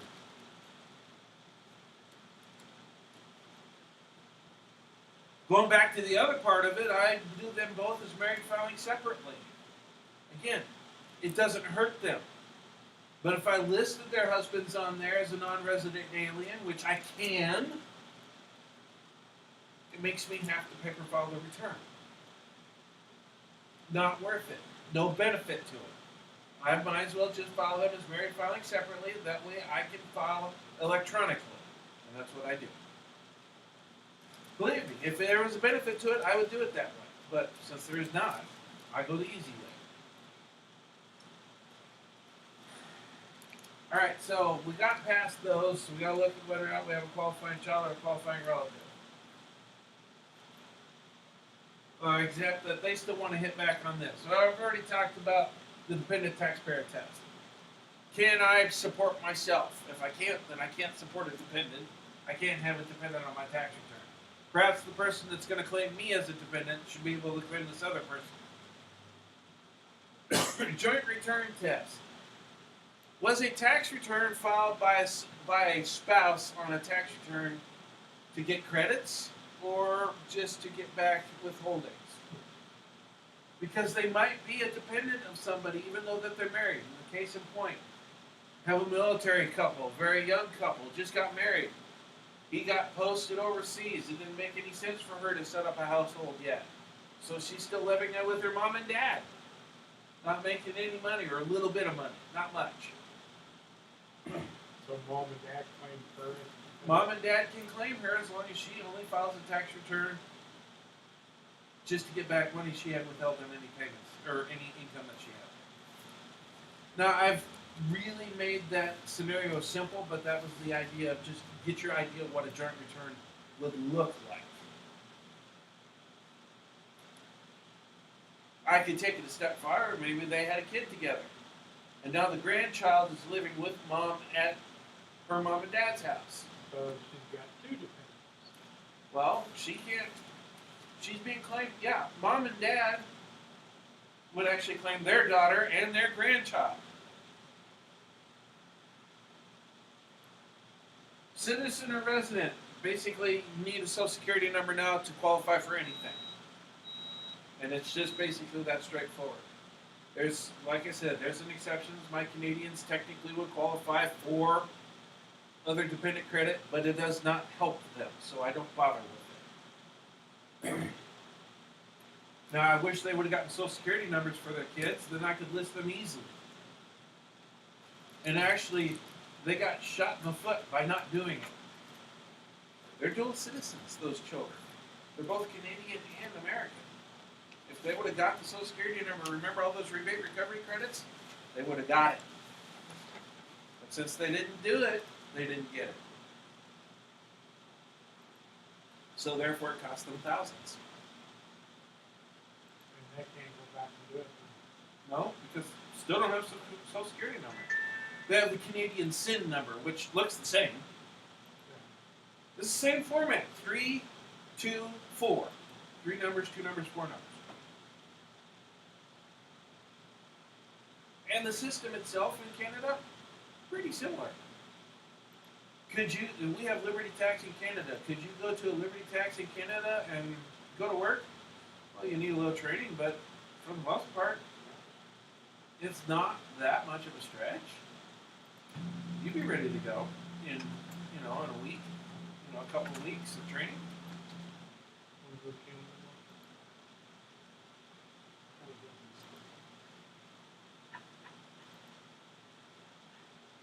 As long as we're not in Saskatchewan. What's wrong with Saskatchewan? I know people. That's where my freaking sperm donor Oh, was. never mind. Okay. Yeah, I suggest Vancouver Island. I hear it's nice. That's where I too. And weren't they paying people to move there? No, that was on the other side. Oh.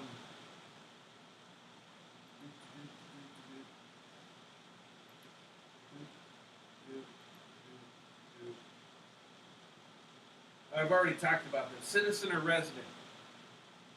Basically, you need to be a citizen. You have to have a social security number. I-10s don't qualify for you for anything.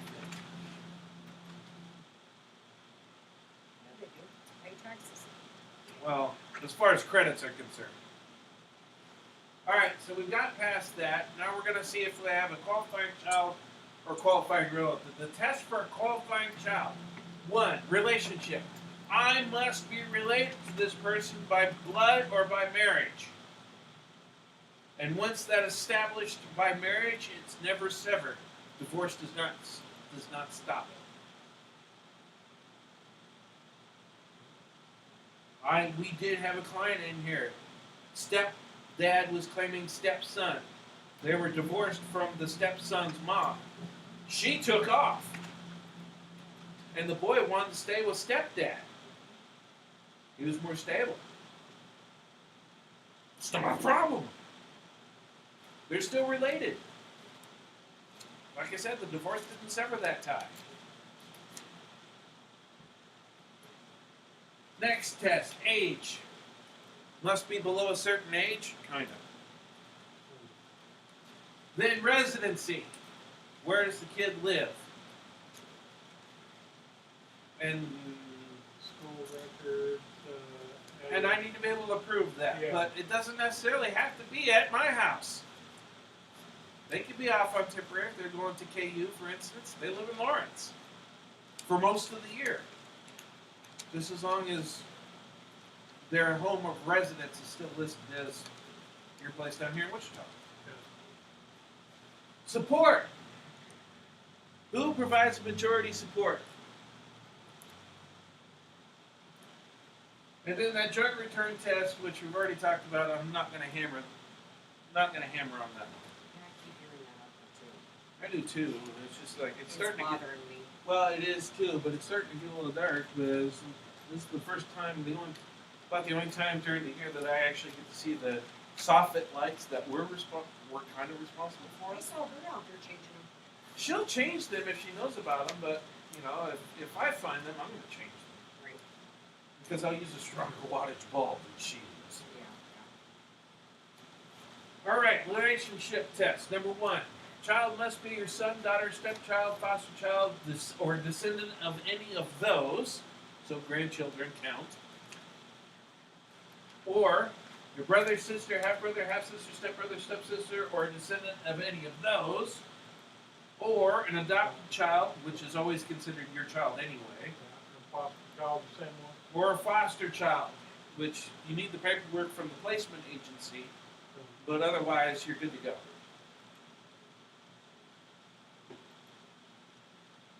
Test 2. Child must be under the age of 19 as of December 31st. So 18 or less. And younger than you. Or a full-time student under the age of 24 at the end of the year and younger than you. Or throw age completely out the window, it doesn't matter because they're permanently and totally disabled. Blind. No. Well, yeah, mine would count. My stepson, okay, he's autistic, he's disabled, he gets disability from the Social Security Administration. He lives at grandma's house. Guess what? He's a qualifying child for grandma. What? Nothing. What? But he works, and Brenda would argue with you because he works. He's not. He's not fully permanently disabled. He's not gainfully employed. Neither Yes. am I, but she says that I'm not. But the difference is that there is a difference. He's in a high-structured environment. Okay. All right. You're not.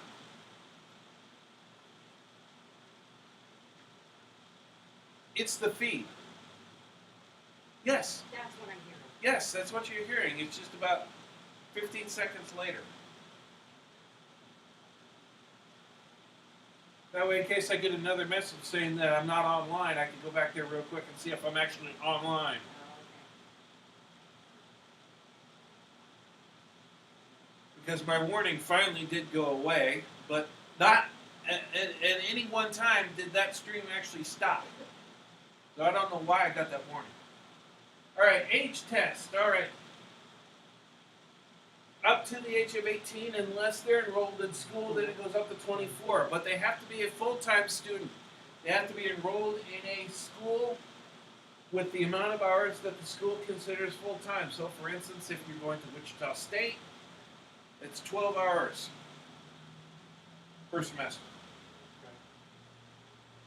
You look at the 1098T, there's a box down there that says full-time student. Basically, that's what you're looking for. Is the box checked? If it is, you're good. That's the proof. Solon. Child must be enrolled some part of 85 calendar months for the year. And for the most, in Kansas, that's not a problem.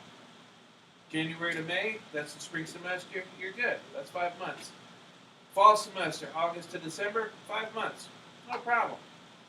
In the Northeast, it gets a little bit more fuzzy because school doesn't start until September.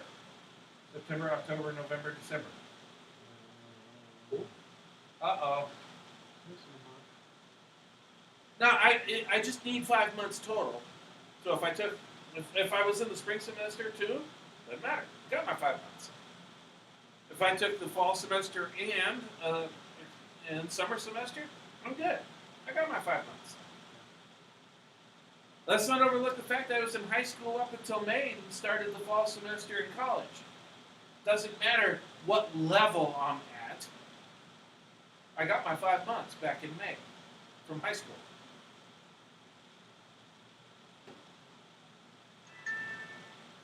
What's a school? Well, a school defined could be an elementary school, junior school, the junior high school, senior high school, college, university, technical, trade, or mechanical school. However, on-the-job training courses or correspondence school or schools only offering online courses don't count as school. Doesn't mean that I can't take online courses. Don't overanalyze the sentence. All they need to do to qualify is actually have a physical campus, a place where if I wanted to, I could go and take a class and sit down in a lecture hall someplace. Yeah. Is that like those ones that they advertise on TV all the No, I can. Southern New Hampshire would count. I would never have to go to New Hampshire. I could be enrolled at Southern New Hampshire, take all my classes online. The fact is that there is a campus. I could go to New Hampshire and take a class and sit in a building and take and listen. Phoenix University is another great example. It exists, the University of Phoenix. Yeah, she gets dinged a lot. Gee, somebody's blowing up my phone.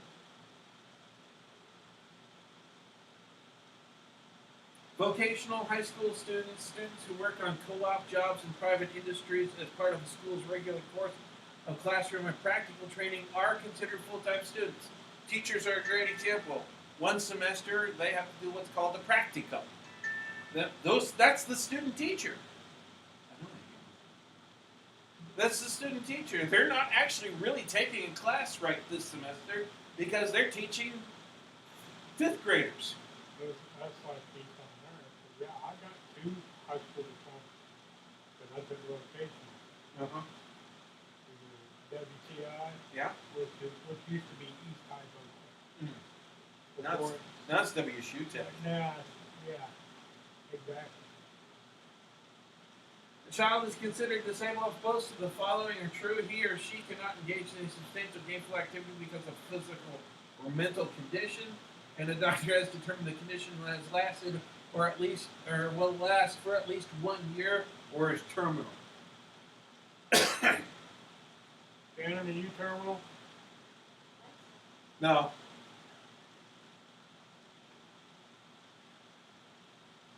Talking shit on you. Residency test, number 3. Child must have lived with you for more than half the year, but there are some exceptions, say like temporary absence, death or birth. Hey, if you're born this year at the last day of the year, you live there the entire year. If you died on So you get the child credit. Yeah.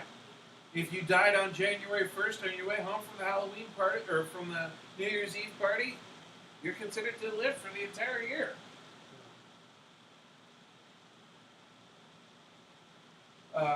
Especially since we're talking about children in this case, all you need is a certificate of live birth.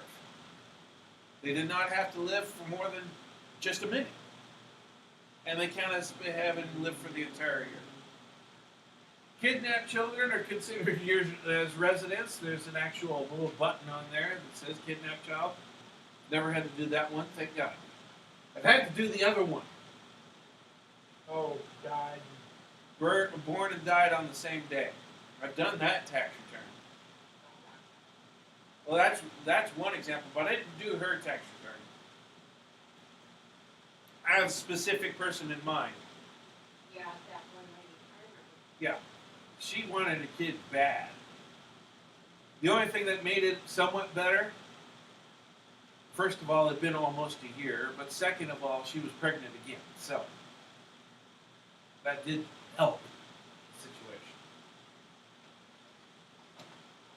Children to divorce and separated parents and whose parents live apart, it gets a little bit more complicated. But just because the state document says that we're splitting. This year he gets custody, and next year she gets custody. As far as taxes are concerned, doesn't apply. That's a state law. What is it, 9 months or 10 months You have to live for half the year. half the year? And what the IRS is actually looking for is number of nights.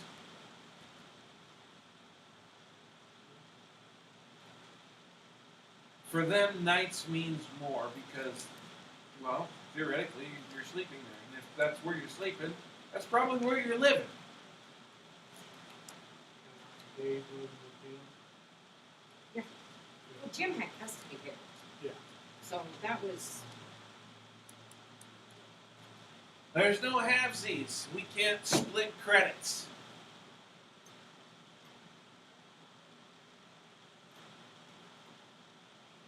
If they happen to live together or live at each place the equal number of nights, it can happen. Not this year, but it can happen. Leap years, that's divisible by 2. Then we go to the next tiebreaker, the parent who has the highest adjusted gross income, which sometimes drives me nuts because that doesn't mean I spent my more money on the kid, that just means I made more money. I think the theory is that if I have a higher adjusted gross income, maybe I won't qualify for a credit because I made too much money. That's a possibility.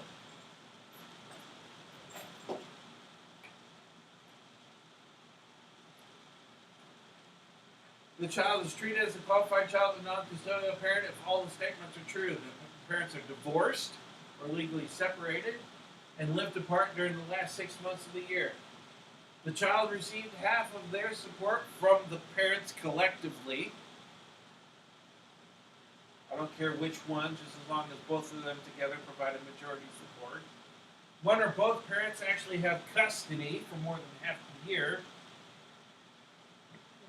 Now, I can't sign over the child tax credit, but only the child tax credit and the additional child tax credit.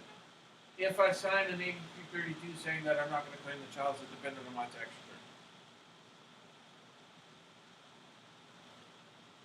Which is, here's the 8232.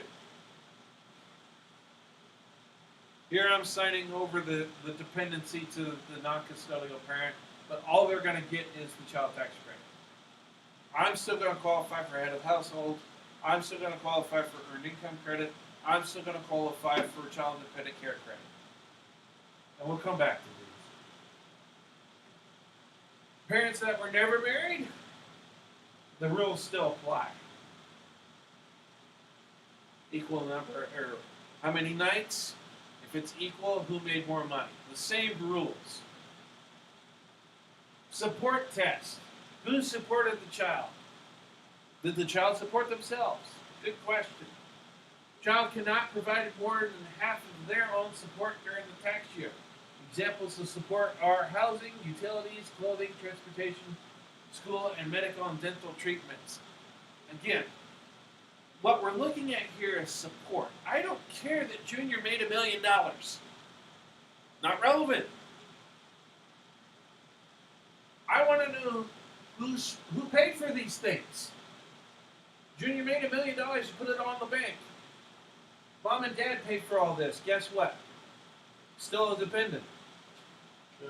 Because Mom and Dad provided the support. Junior could buy and sell them with his $1 million, but that's not relevant. He didn't spend it on himself.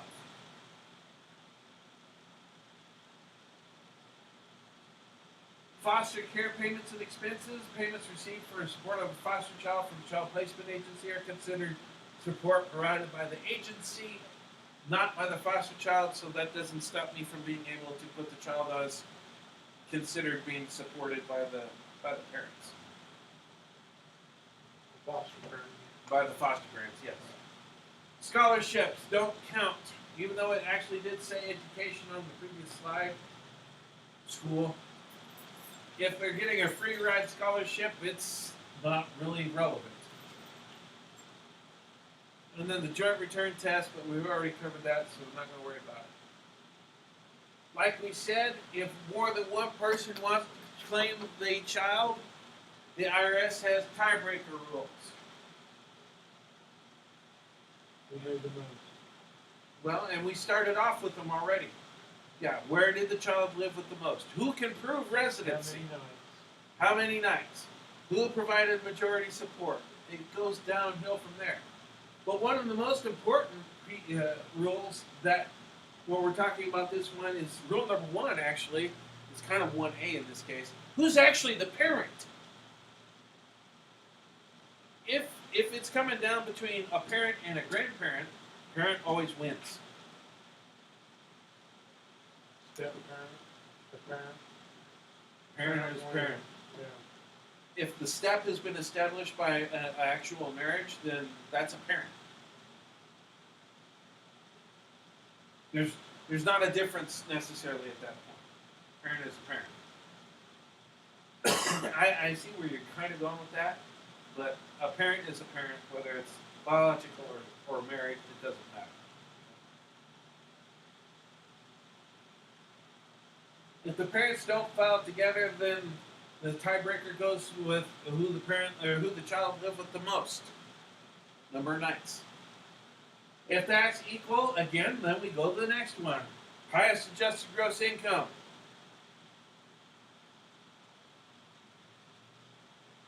And that should take care of most of it. There's a few others where the IRS can go down to. You don't want it to go to this because it takes the IRS forever to determine this. I had one client, it took 7 years.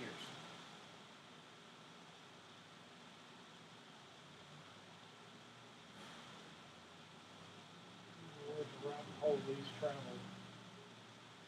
Well, the problem was is that she got there second. He got there first. So she had to prove that she should have been the one claiming them all along. She won eventually, but it took a long time. Always sending in receipts, proving, hey, I spent this much. It shows that I was spending money on the kid. It shows that they were living with me because I'm not buying this stuff just because I want to buy stuff.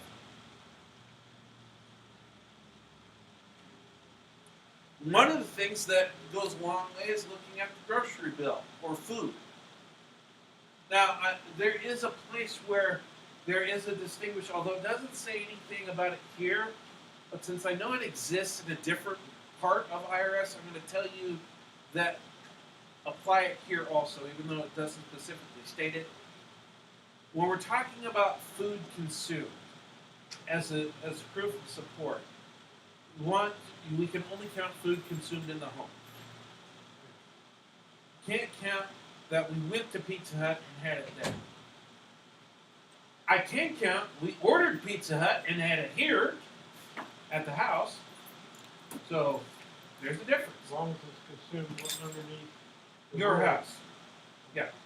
I can have Applebee's as long as I go get it and bring it back. Do that, honey?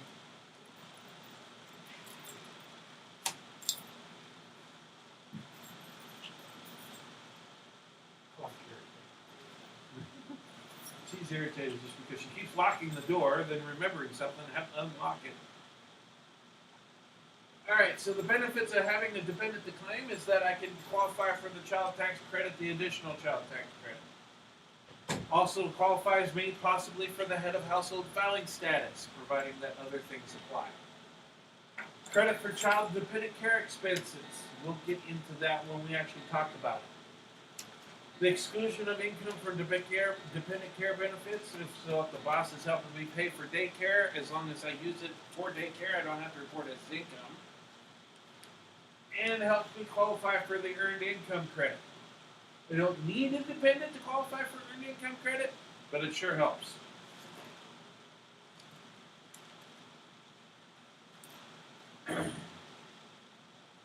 Like I said, there's no halvesies. Once we've determined who gets the dependent, they basically get all of the credits. We can't spread them out very well. The custodial parent can claim head of household. Can claim the child dependent care expense. the exclusion for dependent care benefits, earned income credit, and the health tax coverage credit. The one thing that's not on here that the non-custodial parent can claim is the dependency for the child, which actually doesn't do squat nowadays because there's not an individual. I mean, there wasn't the personal exemption anymore. That's gone. The only other thing they can qualify for is the child tax credit, the additional child tax credit, which still could be a decent amount of money. Might be, $1,500. All right, so we're determined I don't have a qualifying child, but I'm not out of the woods yet. I might have a qualifying relative. I have 4 tests that we have to go through to figure out whether or not I have a qualifying relative. Test number 1, not a qualifying child. Well, if it is a qualifying child, I should file it that way. Unlocks credits. Father is a qualifying relative, locks credits, doesn't help me. 2, member of household or relationship test. I don't actually have to be related to this person I'm claiming as a qualifying relative. That dinging? Yeah. Was 45 emails going into our office email. Oh, that's you. No, it's not me. Who's The Japanese guy. still you? No. Next, gross income test. They can only make so much money for me to be able to claim them. And then the support test, which we already was exposed to the support test. We know what that means. Well, we'll cover it again. Note, on qualifying relative, age is not relevant. Could be 2, could be 102. Doesn't matter. Not a qualifying child. Can't be a qualifying relative if you are a qualifying child of you or any other taxpayer. Now, it's not necessarily that cut and dried. I mean, there are exceptions, and we'll talk about that at a future date where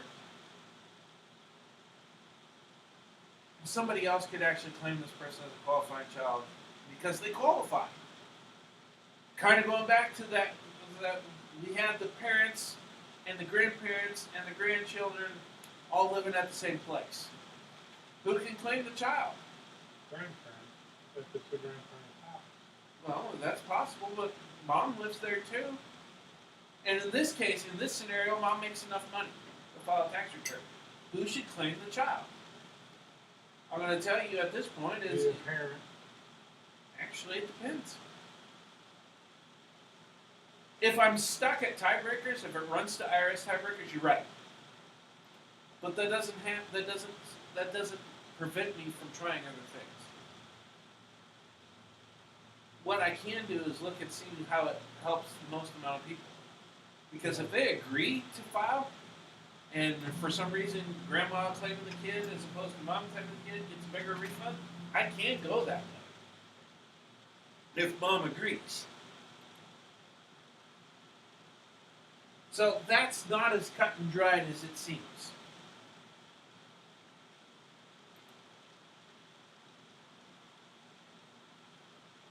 Child in Canada or Mexico, you may be able to claim these even if the child lives in Canada or Mexico. Again, all you're going to get is the $500 non-refundable dependent or other qualifying dependent credit, the ODD.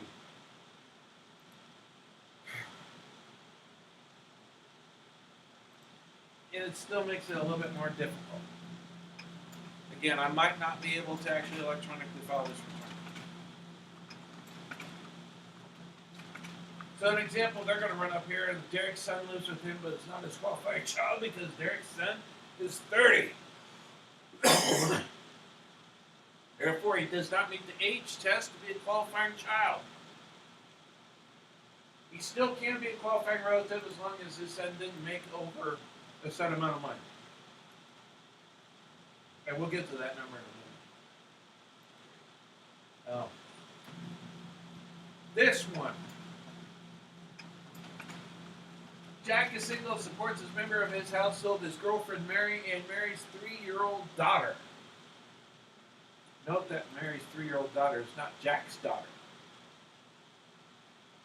Mary and her daughter lived all year with Jack. Mary has no gross income. She's not required to file an income tax return. Because Mary does not have a filing requirement and did not file an income tax return, Mary's daughter is not treated as a qualifying child of Mary. And since Mary's daughter didn't live anyplace else, she's not a qualifying child of any other person. Residency issue. Jack may claim both Mary and the child as his qualifying relatives as long as the support test is met. If nobody was making any money, we probably got there. But the problem is what we're looking at here. A $500 non-refundable credit for Mary, a $500 non-refundable credit for Mary's daughter. Jack's filing status is still single. He doesn't qualify for head of household because he's not related to either one of them. Now, if they get married, that changes the entire picture. Yeah, you can do married filing jointly and really clean up, maybe. Qualify for child tax credit immediately. This is one of those cases where you could mention common law, but I'm not going to be the one to start that conversation ever. If they ask about it, I will tell them what the rules are and how it might benefit them, but I'm not going to be the one to initiate that because they might see it as a way to game it. Yeah.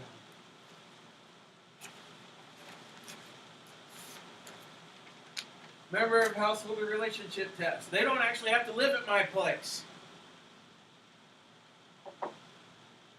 The person must be either related to the taxpayer or live with the taxpayer as well year as a member of the household. Okay, so going back to Mary and Mary's daughter, since I'm not related to them, they have to live at my place. They have to live at my place the entire year. But since I'm related to this person, they don't have to live at my place. I can be paying to support mom to live at her place. I can be paying to support grandma to live at the rest home. And they're my dependent. I get to write them down as a qualifying relative.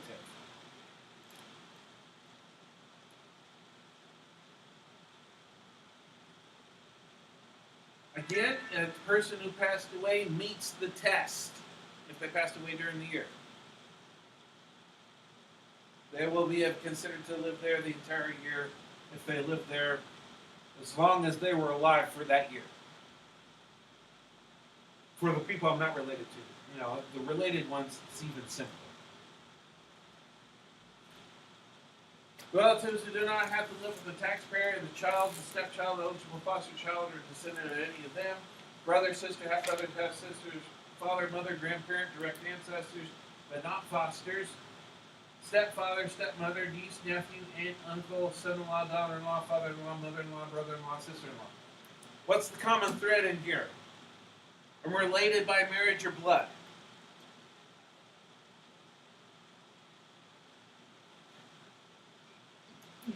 Any of those relationships, once established by marriage, are not severed even after death or divorce. Cousins don't meet the relationship tests. Why is that? Do you know? Just too far down. Really? Yeah. See, I don't think so. I mean, it's my uncle's child. I get it, but it's just too far removed. Yes. I mean, I could see second cousin, yeah, but not first cousin. I had to draw the line someplace, Yeah, I guess. and cousin is where they drew it. Gross income test. The gross income for the person for that year must be less than, in this case for 2024, $5,050. That number represents what the personal exemption would be if there was a personal exemption. Since it doesn't exist, the number really you have to go looking for the number. I don't know what the number is right now. I know it'll be higher than this. But I don't know how much. It's not on my form. Gross income is all income from the form of money, property, goods, and services not exempt from tax, as well as gross receipts from rental properties and unemployment. Do not deduct taxes, repairs, etc. to determine the gross income from rental property. When trying to figure out the gross income, only the taxable portion of Social Security benefits is considered in gross income. So if mom is retired on Social Security, I don't have to worry about it. None of that money counts as gross income because none of it's being taxed.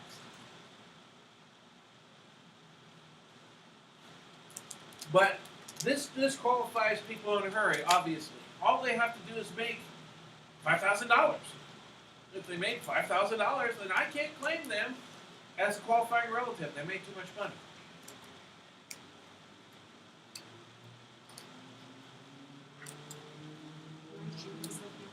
No. Wait till later. Thank God you have to. Gross income does not include income received by a permanently permanently and totally disabled person living or working at a sheltered workshop. A sheltered workshop is a school that provides special instruction or training designed to alleviate the disability of the individual. The availability of medical care must be the main reason the individual is at the workshop. Good example of that, Kansas Elks Training Center. The Ark. Those places. Starkey, you know, Rainbows, all of those. Goodwill.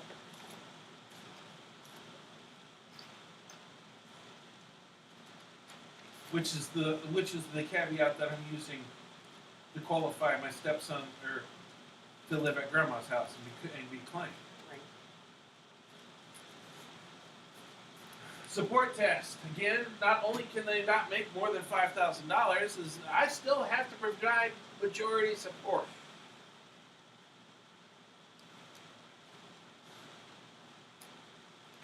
Tax-exempt income savings and borrowed amounts must be used to support the person who do not figure in total support.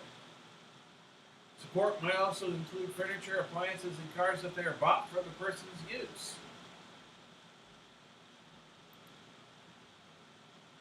Kind of interesting. Still the same concept. Who bought everything?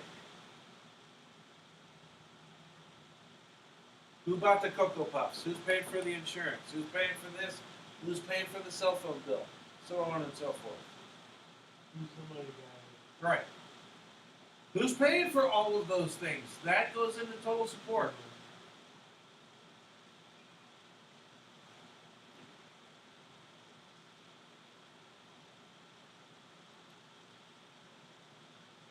Benefits provided by the state to a needy person are generally considered support provided by the state. Now, to qualifying relative, that's really important.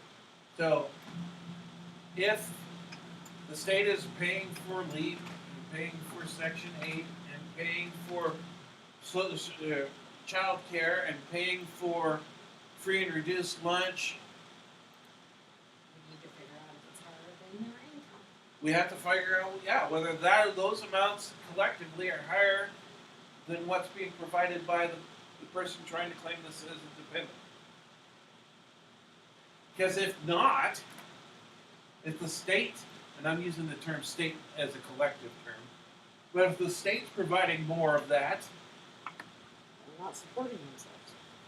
well, not only are they not supporting themselves, but the person might not be providing majority support either.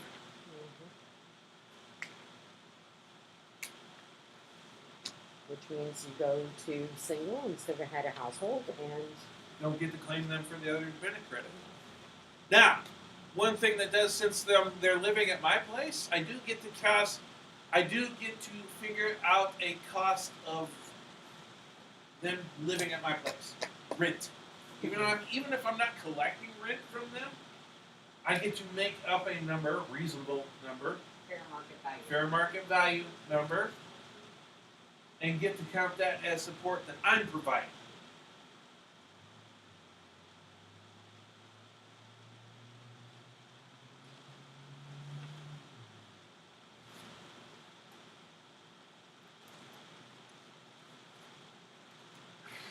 All right, so there are two exceptions to the support test. The biggest one actually is the multiple support. Because we don't have to worry about the children of divorced or separated parents. That's the same rules that we talked about earlier. I'm not worried about that. Multiple support is actually interesting. I've dealt with this one before. The two brothers were together helping Dad stay at his place. They're paying Dad's bills for the most part. Individually, neither one of them provided majority support. Collectively, the two of them did. So what can I do? Well, in this case, I'm able to let one of them claim their father as a dependent. And they had a gentleman's agreement between the two of them saying that, okay, this year I'll claim Dad, next year you can claim Dad. And they just started going back and forth. And that's totally within the rules.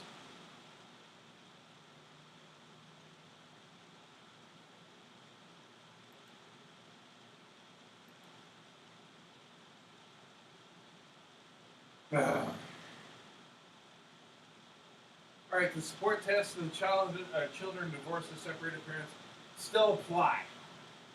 It doesn't matter that I'm down to qualifying relative, it's still the same. All right, so we'll call that a day. We got done a lot faster than morning class. That's the advantage of evening class sometimes, it goes faster. So, I'll see you guys next Thursday. Okay. Except for you, I'll see you tomorrow. Those of you out in YouTube land, if you want the live stream, it'll be tomorrow morning starting at 9. But it should be available on demand after that. Hi, Amy.